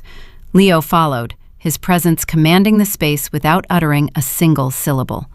The polished steel doors slid open, granting us entry into the mahogany-paneled cab. As the elevator ascended to the top floor of the skyscraper, the gentle hum of the machinery felt like a ticking metronome. We were rising into the heart of the empire my father built, an empire he was currently attempting to sell to save his own skin. The doors parted, revealing the opulent reception area of the executive suite. Thick wool carpets absorbed the sound of our footsteps. Framed historical photographs of the company early days lined the walls, showcasing a legacy that was currently suffocating under a mountain of hidden debt. The corridor leading to the primary boardroom stretched ahead, lined with closed doors hiding anxious vice presidents. We approached the double oak doors of the main conference room. The heavy wood was designed to muffle sound, but Richard possessed a voice engineered to project authority. His baritone cadence bled through the barrier. I stopped just inches from the brass handles, lifting a hand to signal Leo to wait. I wanted to hear the narrative my father was spinning. I wanted to hear the exact lie he was feeding his board of directors before I dismantled his entire reality. This acquisition represents a monumental victory for our organization, my father declared, his voice dripping with unearned triumph. Apex Enterprise Solutions is eager to absorb our operational footprint. They recognize the value of our legacy. More importantly, they recognize the necessity of experienced leadership. I have personally negotiated a framework that keeps our current executive team intact. They will clear our ledger, assume the outstanding liabilities, and allow us to continue running the daily operations without interference. A murmur of appreciative agreement rumbled through the room. His cronies were relieved. They believed their exorbitant salaries and country club memberships were safe. My father continued, his ego inflating with every sentence. These tech startups possess capital, but they lack grit. They need a steady hand at the wheel. We are going to let them pay off our debts, and in return, we will teach them how the real world of freight operates. It is a flawless transition. I looked at Leo. A faint, knowing smile touched the corners of his mouth. The arrogance was blinding. Richard was standing in front of a dozen seasoned executives, openly boasting about exploiting his new buyers. He thought he was the smartest man in the room. He was a dinosaur celebrating the arrival of the meteor. I reached out and grasped the brass handles. I pushed the heavy oak doors inward. They swung open with a smooth, silent glide, revealing the sprawling interior of the executive boardroom. The space was an intimidating theater of corporate power. A massive, polished mahogany table dominated the center, surrounded by ergonomic leather chairs. Floor-to-ceiling windows offered a dizzying panoramic view of the Chicago skyline. 12 men sat around the table, wearing expensive suits and expressions of mild boredom. Richard stood at the head of the table. He leaned forward, resting his knuckles on the polished wood, projecting dominance. A digital projector illuminated a screen behind him, displaying fabricated revenue projections and a reorganized corporate hierarchy chart that placed his name squarely at the top. To his immediate right sat Julian. My brother-in-law looked entirely out of place among the logistics executives. He was sweating. A thin sheen of perspiration coated his forehead, and his knee bounced beneath the table in a rapid, anxious rhythm. Richard brought him into this closed session under the guise of financial consulting, desperately attempting to legitimize Julian's presence while secretly hoping the acquisition payout would cover the hedge fund's catastrophic margin calls. When the doors opened, the entire room shifted its attention. The appreciative murmurs died instantly. The silence that followed was heavy, sudden, and absolute. My father stopped mid-sentence. His confident posture evaporated. He stared at me, his eyes widening in a mixture of profound shock and immediate, visceral anger. He recognized my face, but he could not comprehend my presence. In his mind, I was a discarded asset. I was the rebellious daughter banished to a life of poverty and irrelevance. I had no logical reason to exist within his sanctuary of power. The color drained from his face, only to return a second later as a flush of dark, furious red. He stood up straight, abandoning his projected charts. "What is the meaning of this?" Richard demanded, his voice echoing like a whip crack in the silent room. He did not address me. He looked past my shoulder, barking at the empty hallway. "Where is security? Who let my estranged daughter onto this floor?" I stepped over the threshold, allowing the doors to close softly behind me. Leo remained in the corridor, a silent shadow waiting for his cue. I wanted to handle the initial breach alone. I wanted my father to look at the woman he threw away before he met the man who bought his ruin. "This is a restricted corporate meeting," my father shouted, pointing a trembling finger in my direction. "You have no business here, Elle. I told you 5 years ago that your antics would no longer be tolerated. Get out of my building immediately before I have you arrested for trespassing." The board members exchanged nervous, confused glances. Several vice presidents shifted uncomfortably in their leather chairs. They recognized me from awkward family holiday parties a decade ago, but they did not understand why a family dispute was interrupting a multi-million-dollar corporate buyout. Julian grabbed his crystal water glass with shaking hands. He took a hasty sip, his eyes darting between my tailored navy suit and my father's escalating rage. Julian noticed the subtle details my father missed. He noticed the pristine cut of my blazer. He noticed the effortless, cold authority in my posture. Julian was a predator who survived by reading the room, and he suddenly realized he was sitting in a cage. I did not flinch at my father's shouting. I did not raise my voice or offer an emotional defense. I simply began walking. My leather heels clicked against the hardwood perimeter of the room in a slow, deliberate cadence. Every eye tracked my movement. I walked the entire length of the mahogany table, passing the bewildered executives and the sweating financial advisors. I felt the heat of my father's fury radiating across the polished wood, but it could not touch me. The little girl who used to beg for his approval was dead. The woman walking toward his podium owned the mortgage on the building he was standing in. I reached the opposite end of the long table, directly facing Richard. A single, empty leather chair sat pushed against the wood. It was the seat reserved for the incoming buyer. I placed my hand on the back of the chair and pulled it out. The wheels glided smoothly over the carpet. I sat down with practiced grace, crossing my legs and folding my hands over the thick black leather binder I brought with me. I looked down the length of the table, meeting my father's furious, bloodshot eyes. "I know this is a restricted meeting, Dad," I said. My voice was quiet, yet it carried an edge that sliced through the lingering tension in the room. "I know exactly what is being discussed today." Richard slammed his open palm against the table. The water glasses rattled. "I do not care what you think you know. You are leaving right now." I tilted my head, offering a small, razor-sharp smile. "I am not going anywhere," I replied. "You are currently presenting a restructuring plan for an acquisition. I am sitting in this chair because I am here representing the buyer." The statement hung in the sterile, climate-controlled air of the boardroom like a suspended blade. Richard stared at me from the opposite end of the long mahogany table. For a fleeting second, his brain simply rejected the information. Cognitive dissonance is a powerful shield against sudden trauma. He could not reconcile the image of his discarded, rebellious daughter with the terrifying authority radiating from the seat reserved for his corporate savior. He let out a short, dry bark of laughter. It was a hollow sound, devoid of any genuine amusement. "You represent the buyer," Richard mocked, his voice echoing against the floor-to-ceiling glass windows. "What is your title, Elle? Did you fetch their coffee this morning? Did you intercept their calendar invites? This is a pathetic, desperate stunt. You thought you could march into my building, interrupt a multi-million-dollar acquisition, and play pretend." He looked around the room, seeking validation from his vice presidents. A few of them offered weak, nervous chuckles, eager to appease the man who signed their paychecks. But Julian did not laugh. My brother-in-law sat frozen in his ergonomic chair. His eyes remained locked on the thick, black leather binder resting beneath my folded hands. Julian operated in the ruthless, predatory world of hedge funds. He possessed a specialized instinct for recognizing imminent danger. He saw the immaculate cut of my tailored blazer.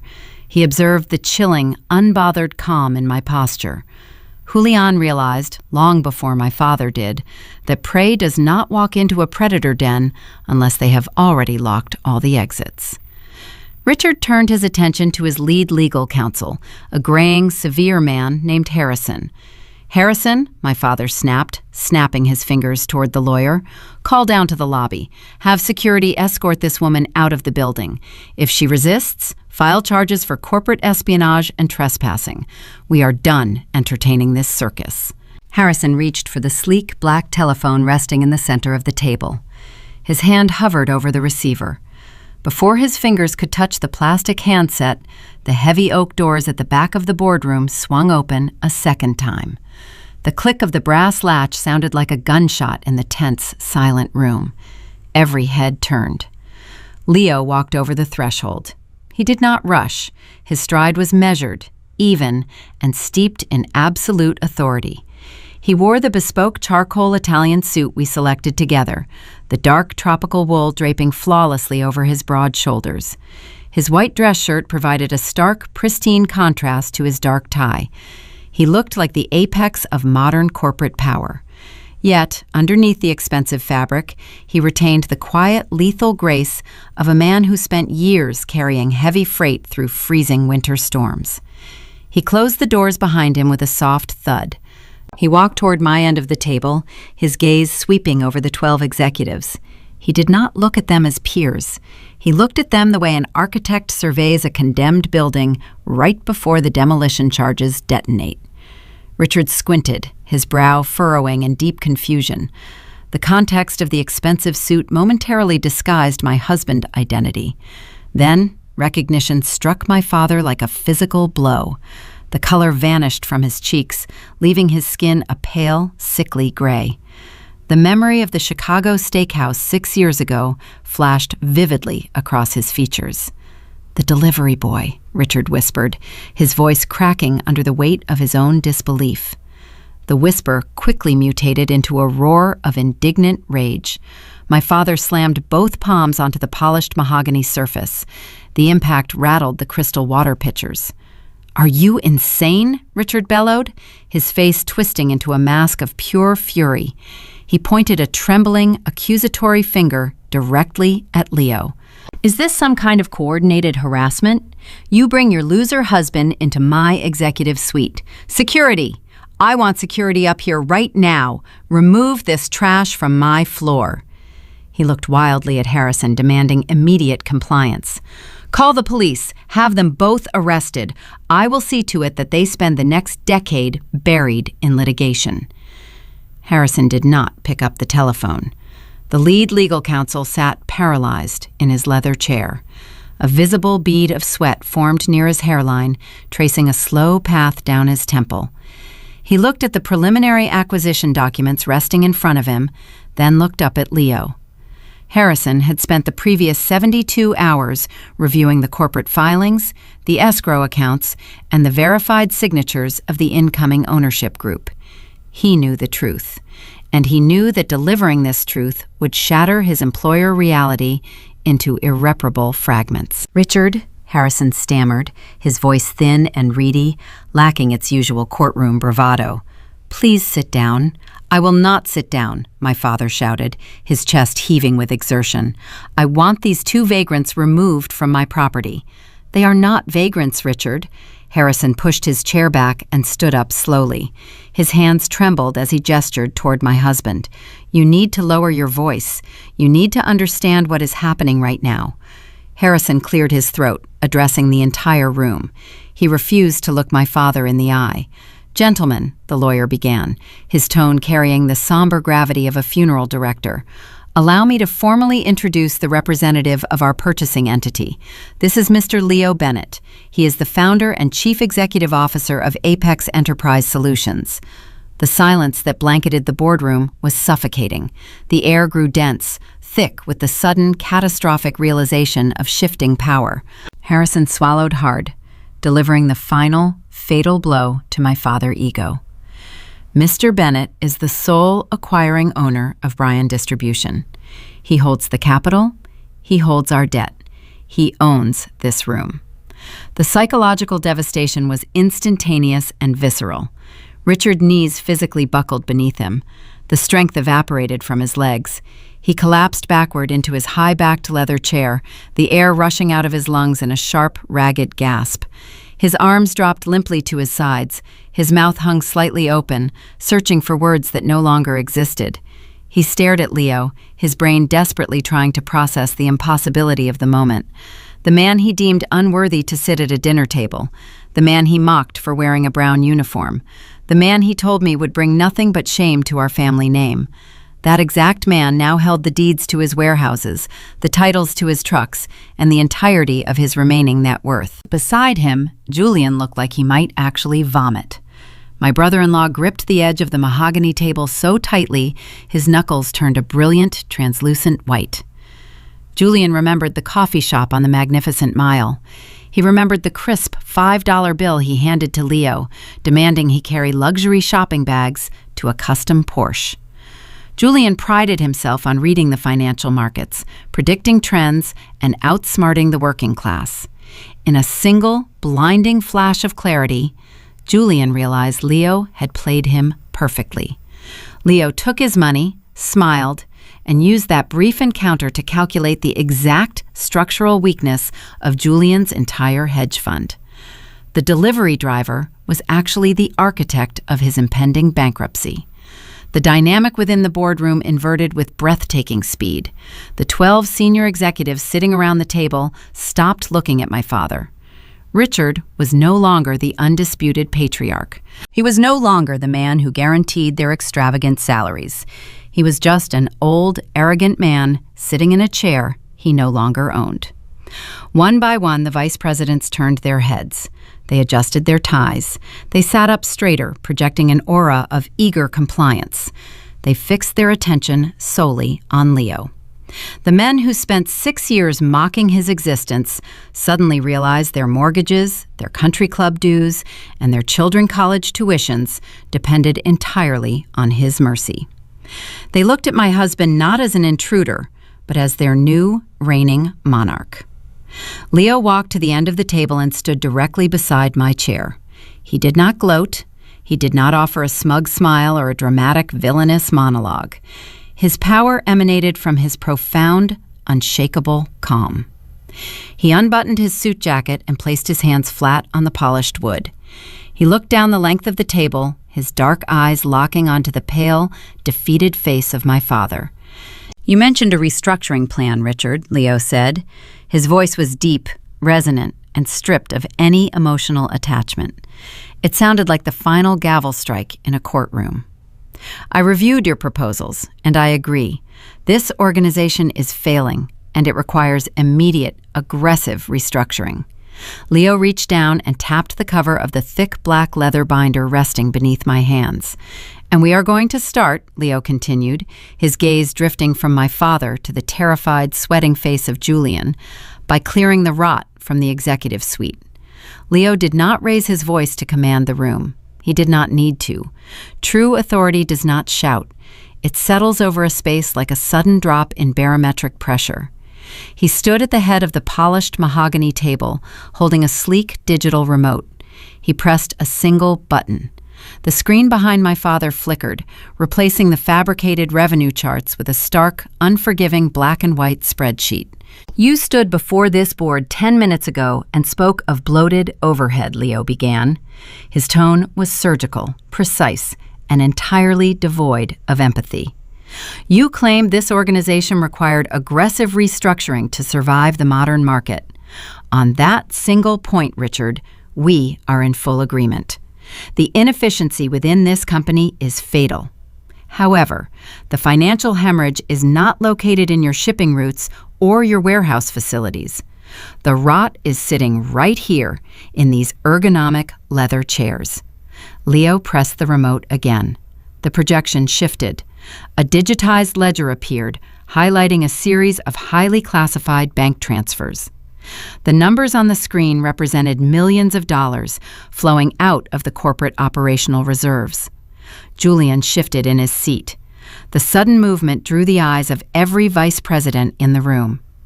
My brother-in-law was a man who crafted his entire persona around the illusion of untouchable prestige. He married my sister to secure his proximity to old money, presenting himself as a financial prodigy. In reality, he was a terrified gambler who leveraged his own clients into ruin. As he stared at the screen, the curated mask of the Wall Street visionary dissolved, revealing the desperate, cornered fraud underneath. "Let us begin the restructuring with our outside consultants," Leo said, his dark eyes locking onto Julian. "This ledger details 32 distinct wire transfers executed over the past 14 months. The destination for these funds was a failing hedge fund facing catastrophic margin calls. These injections of stolen corporate cash were disguised as elite consulting fees." Julian opened his mouth to speak, but no sound materialized. His throat bobbed as he swallowed hard. "You provided no viable services to this logistics firm," Leo continued, his voice echoing in the paralyzed silence of the boardroom. "You orchestrated an illegal siphoning operation to maintain the facade of your personal wealth. You drained the payroll budgets of working-class drivers to finance your imported sports cars and your country club initiation fees." A murmur of genuine shock rippled through the seated executives. These men were loyal to my father, but their loyalty was purchased with the promise of stability. Seeing the concrete proof that their own pensions were raided to fund Julian caused an immediate, visceral fracture in their allegiance. They physically leaned away from my brother-in-law, treating him like an active contagion. "This is a misunderstanding," Julian finally choked out. His voice was thin, reedy, and vibrating with panic. "I can explain the strategic value of those allocations. Richard authorized every single transaction." Leo did not indulge the desperate excuse. He pressed a button on the remote, bringing up a formal legal document bearing the seal of the acquiring entity. "Your strategic value is 0, Leo stated. "Your access to this building, its servers, and its financial accounts is revoked. You are effectively terminated. Furthermore, our forensic auditors have already forwarded these findings to the federal regulatory commissions. I suggest you retain a very expensive defense attorney." Julian looked at my father, his eyes silently begging for an intervention. He expected the patriarch to shield him, just as Richard had always shielded Audrey from the consequences of her actions. Richard tried to answer the silent plea. He placed his hands flat on the table and pushed himself upright, his face flushed with indignity. "You cannot do this," Richard barked, though the foundation of his confidence was visibly crumbling. "You are overstepping your boundaries, Bennett.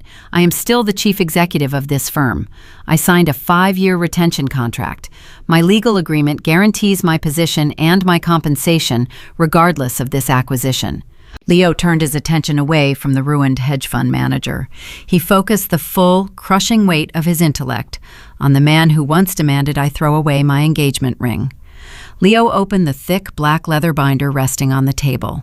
He turned to a specific page marked with a red tab. He did not look at the paper. He knew the text by heart. "Your retention contract contains a standard fiduciary clause," Leo recited calmly. "It explicitly states that the acquiring ownership retains the legal right to void all severance packages, golden parachutes, and employment guarantees if the existing leadership is found to have engaged in documented financial misconduct prior to the sale." Richard sneered, attempting to project a bravado he no longer possessed. "You are grasping at straws. You have no proof of any misconduct on my part. I am the victim of Julian deceit." I sat quietly in my chair, watching my father attempt to sacrifice his favorite son-in-law to save his own skin. It was a remarkable display of cowardice. He was willing to throw Julian to the federal investigators if it meant preserving his corner office. He still believed he was invincible. Leo pressed the digital remote one final time. The screen illuminated with a montage of devastating evidence.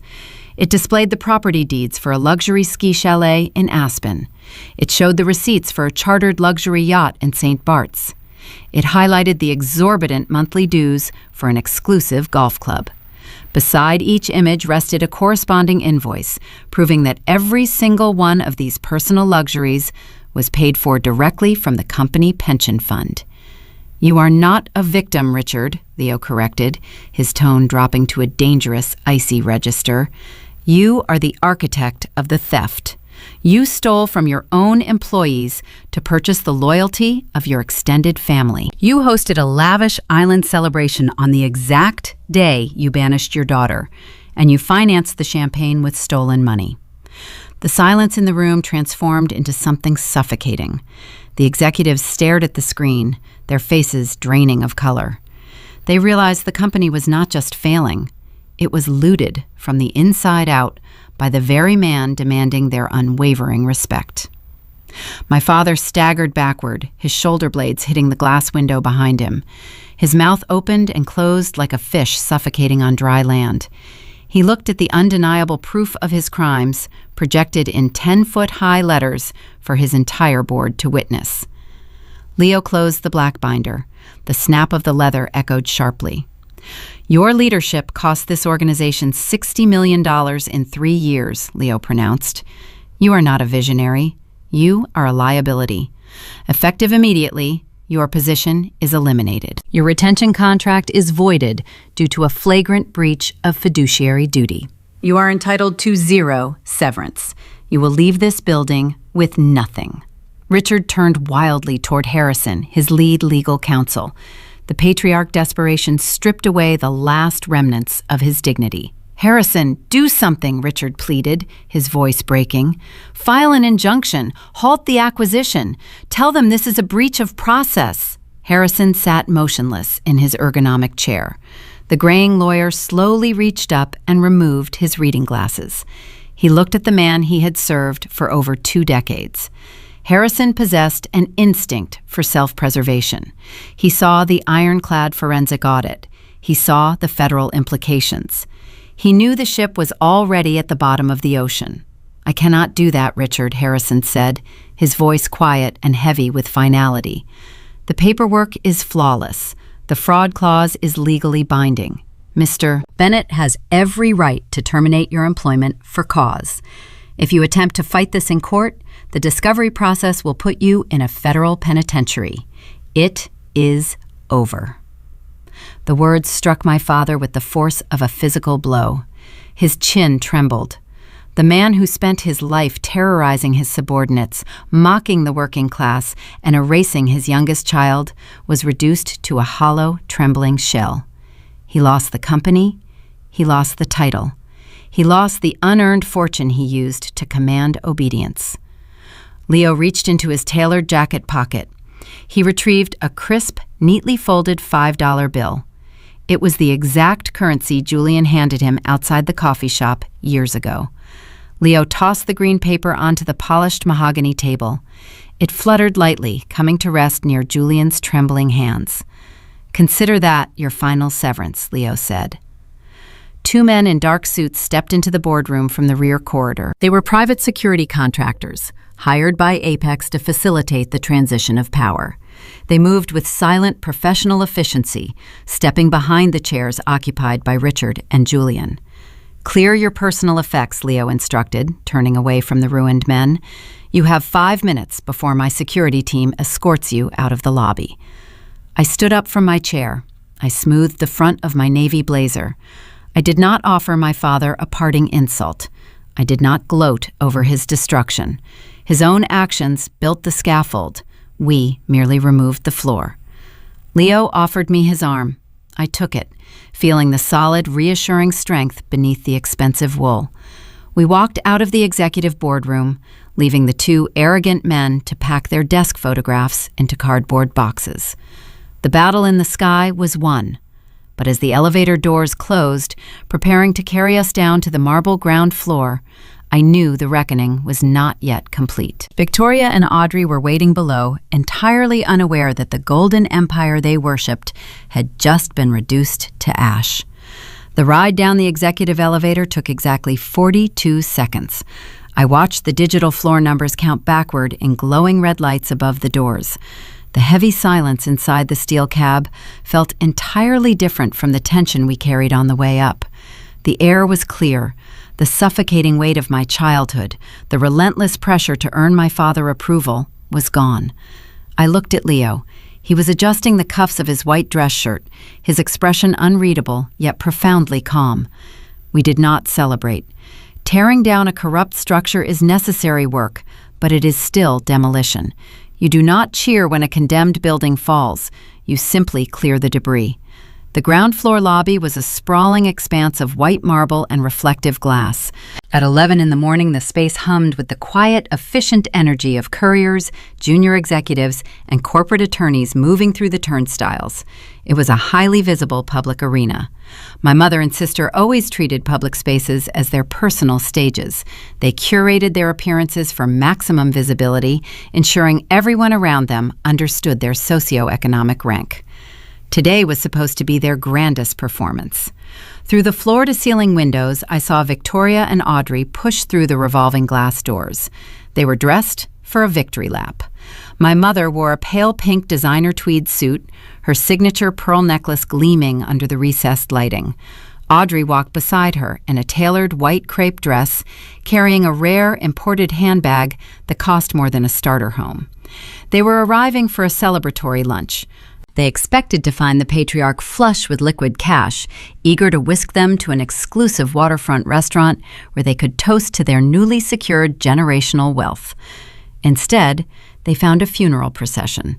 From the opposite bank of service elevators, two broad-shouldered security contractors emerged into the bright lobby. They flanked two broken men. Richard carried a standard brown cardboard box.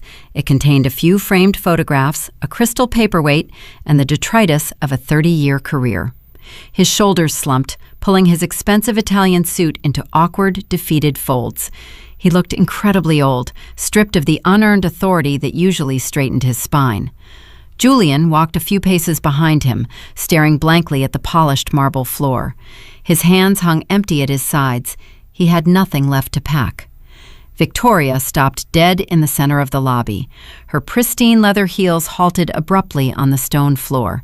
She looked at the private security guards, then at the cardboard box resting in her husband's hands. The haughty, expectant smile froze on her face, contorting into a mask of pure confusion. Audrey clutched her rare handbag against her chest, her eyes darting frantically between Julian and the exits. I could see the exact moment the triumphant narrative in their minds derailed. "What is happening?" Victoria demanded, her voice piercing the ambient noise of the lobby. "Richard, why are there guards? Why are you carrying that box?" Julian did not wait for his father-in-law to answer. The disgraced hedge fund manager walked directly toward his wife, his face a ghostly shade of gray. "It is gone, Audrey," Julian whispered, his voice trembling so uncontrollably it cracked. "All of it. The corporate deal, the fund, the accounts. We have nothing. They know about the wire transfers. We are bankrupt." Audrey dropped her mobile phone. The device clattered loudly against the marble floor, the screen shattering on impact. She grabbed Julian by the lapels of his tailored coat, shaking him. "What do you mean we are bankrupt?" Audrey shrieked, losing every ounce of her curated, aristocratic poise. "Daddy just sold the company. We are rich. We are set for life. Tell me you are joking right now." Our elevator doors glided open with a soft metallic chime. We stepped out onto the polished stone. We did not sneak out the side exit or avoid the confrontation. We walked directly through the center of the lobby, moving toward the front glass doors. My leather heels clicked in a steady, unhurried rhythm. The sharp, rhythmic sound drew Victoria's attention away from her husband. She turned her head, her eyes locking onto my tailored navy suit, and then shifting to the imposing figure of Leo, walking purposefully beside me. The confusion in my mother's eyes crystallized into a horrifying, paralyzing realization.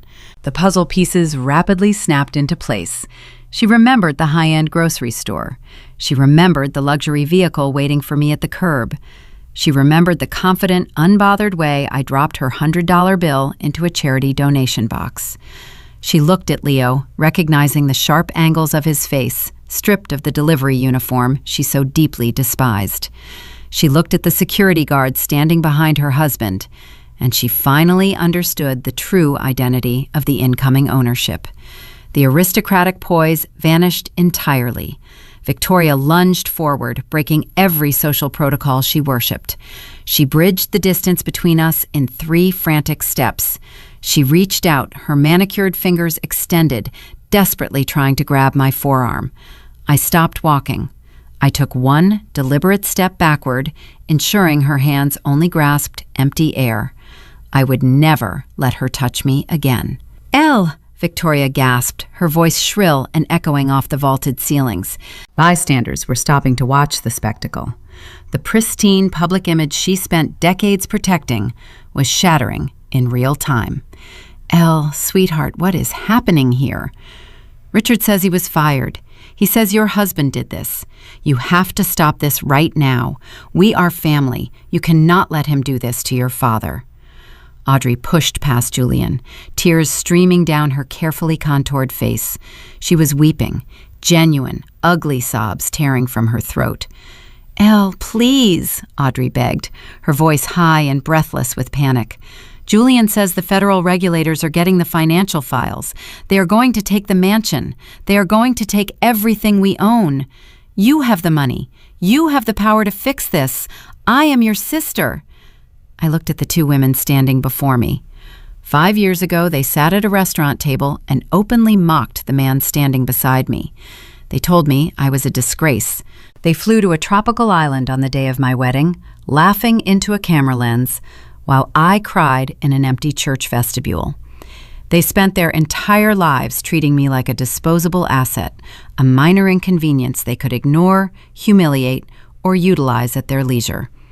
Now, stripped of their stolen wealth and facing ruin, they dared to use the word family as a shield. They believed blood was a currency they could spend whenever they ran out of cash. I am not going to fix anything, I said, my voice projecting a cool, even calm that sliced through their hysteria. The forensic auditors have already dispatched the ledgers to the federal authorities. The commercial bank is seizing the physical assets. Your husband committed severe financial fraud, Audrey. And your husband, I shifted my gaze to Victoria, stole from his own warehouse employees to fund your country club lifestyle. But we are your blood, Victoria wailed, the pearls around her neck trembling against her collarbone. You owe us your loyalty. He is just a man you married. We are the ones who raised you. You are delivering a death sentence to this family. I looked at my mother. I studied the desperation in her eyes, the frantic, panicked realization that her social reign was permanently over. I thought about the words she used to sever my life 6 years ago at Gibson's Steakhouse. I let the silence stretch for 3 full seconds, ensuring the audience in the lobby heard every single syllable of my response. I owe you nothing, I replied, my tone devoid of any heat or malice. He just delivers consequences, Mom. You delivered your own shame. I did not wait for my mother to formulate a response. I did not stay to watch the tears ruin her carefully applied makeup or listen to my sister scream my name across the polished marble lobby. I turned my back on them for the second and final time in my life. Leo placed his hand on the small of my back, guiding me through the revolving glass doors and out into the crisp Chicago morning. The heavy glass sealed shut behind us, severing the frantic, chaotic noise of a family experiencing the exact ruin they spent decades earning. We stepped onto the pavement. The city hummed with steady, rhythmic energy. Commuters walked past us holding paper coffee cups, entirely unaware that an empire had just collapsed inside the towering limestone skyscraper. I took a deep breath of the cold autumn wind. The air tasted clean. The invisible tether that linked my self-worth to my father's approval officially snapped. I looked up at Leo. The man my parents dismissed as a delivery driver stood beside me, the undisputed owner of the very ground my family used to worship. We got into the waiting car. The driver merged smoothly into the bustling downtown traffic. I leaned my head against the cool leather headrest and closed my eyes. For the first time in 28 years, my shoulders dropped. The chronic, invisible tension I carried in my jaw simply dissolved. The war was over. The aftermath unfolded rapidly over the next 6 months. You cannot hide systemic financial fraud from federal regulators once the ledgers are exposed to the light. Julian hedge fund collapsed within 3 weeks. The margin calls triggered a domino effect, wiping out the portfolios of his elite clients. The Securities and Exchange Commission opened a formal investigation. Julian surrendered his passport and currently awaits trial, facing multiple counts of wire fraud and embezzlement. Audrey learned the harsh reality of marrying an illusion. The bank foreclosed on the sprawling Winnetka mansion. The luxury sports cars were repossessed. The high society friends who eagerly attended her Caribbean island parties suddenly stopped returning her phone calls. Aristocracy is remarkably unforgiving when the money dries up. To cover her mounting legal fees and basic living expenses, my sister was forced to secure actual employment. She currently works as a sales associate at a high-end retail boutique on the Magnificent Mile.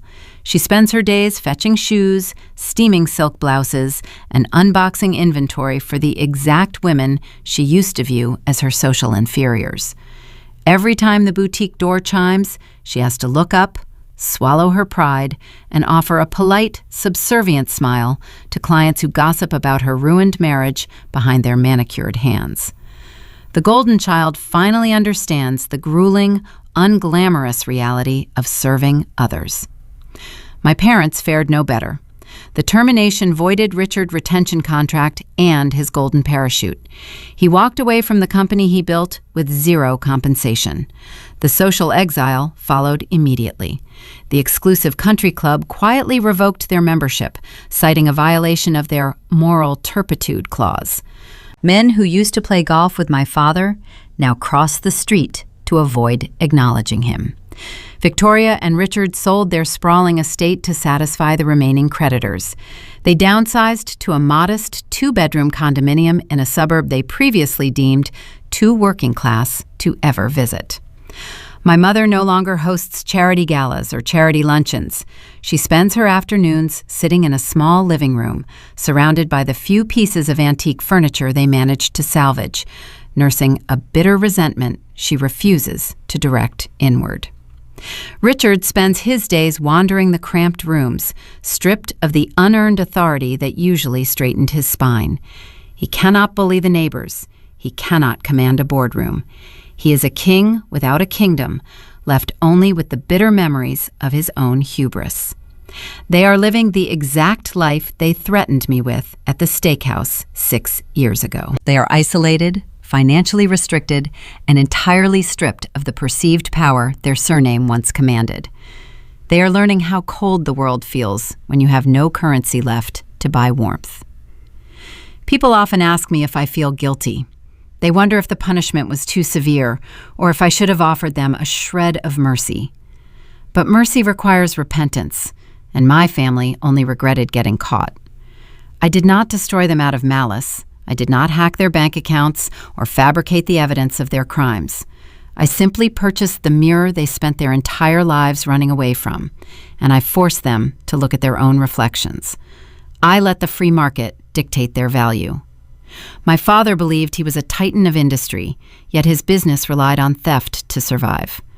Julian believed he was a financial prodigy, yet his portfolio was a house of cards waiting for a strong breeze. I did not push them off the ledge. I merely removed the safety net they stole from others. Setting a boundary is not an act of cruelty. It is the highest form of self-respect. You do not owe your sanity to people who treat your existence as an inconvenience. Blood might dictate your relatives, but it does not determine your family. Today, my life is defined by a profound, unshakable peace. Leo and I still live in our minimalist penthouse overlooking the lake. We still prefer quiet evenings cooking dinner together over attending flashy society galas. The company continues to thrive. Apex Enterprise Solutions absorbed the viable assets of the old firm. We modernized the routing networks, replaced the archaic management structure, and significantly increased the baseline wages of the warehouse workers my father routinely underpaid. The drivers who used to fear my father now operate under a system designed by a man who knows exactly how heavy those boxes feel. We use our capital to build, to innovate, and to protect the quiet sanctuary we fought so hard to secure. Every morning when I wake up and look at the man I chose, I remember the greasy smudge on his collar and the raw exhaustion in his eyes. I remember the 12 blocks he ran just to show up for me. He promised me an empire, and he delivered a sanctuary. If you are watching this and you recognize your own reflection in my story, listen to me carefully. If you are the scapegoat, the forgotten sibling, or the child who never seems to measure up to an impossible standard, stop trying to win a game with rigged rules. You cannot earn the respect of people who are committed to misunderstanding you. Do not waste your energy screaming at closed doors. Turn around and build your own house. Let them laugh at your humble beginnings. Let them mock the person you choose to love. Let them underestimate your intellect and your resilience. Work in the shadows. Learn the systems they ignore. Fortify your mind and protect your spirit. When the time comes, you will not need to raise your voice to announce your victory. The results will speak for themselves. If you have ever been underestimated, dismissed, or told you would amount to nothing, leave a crown emoji in the comments below. Claim your royalty. Hit that subscribe button for more stories about ordinary people who found the courage to reclaim their power. And always remember, the most lethal response to contempt is not anger.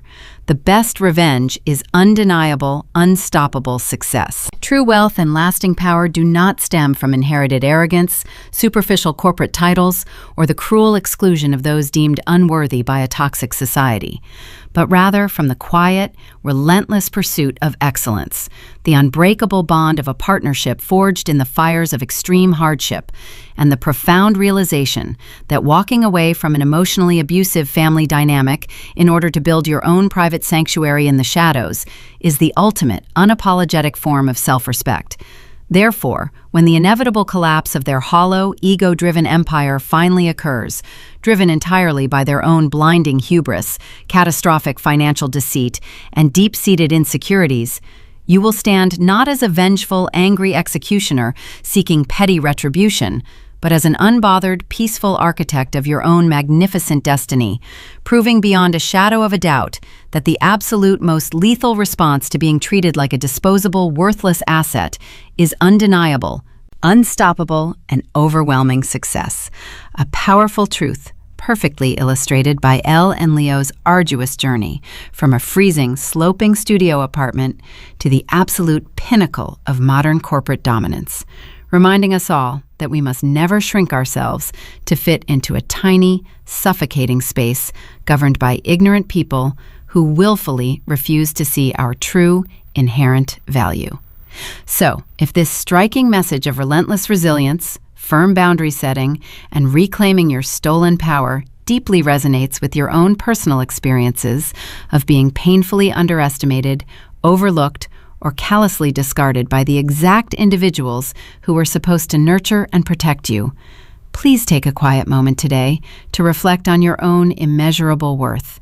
Gather the necessary courage to finally stop begging for a seat at a table where you are not celebrated or respected, and make sure to like, comment, and absolutely subscribe to Sophia Told Stories for more thrilling, empowering narratives that boldly champion the quiet, inevitable triumphs of the dedicated underdogs who work relentlessly in the dark to build their own magnificent kingdoms, permanently rewrite the rules of their own lives, and gracefully step into the beautiful, brilliant light to eventually inherit the earth completely on their terms.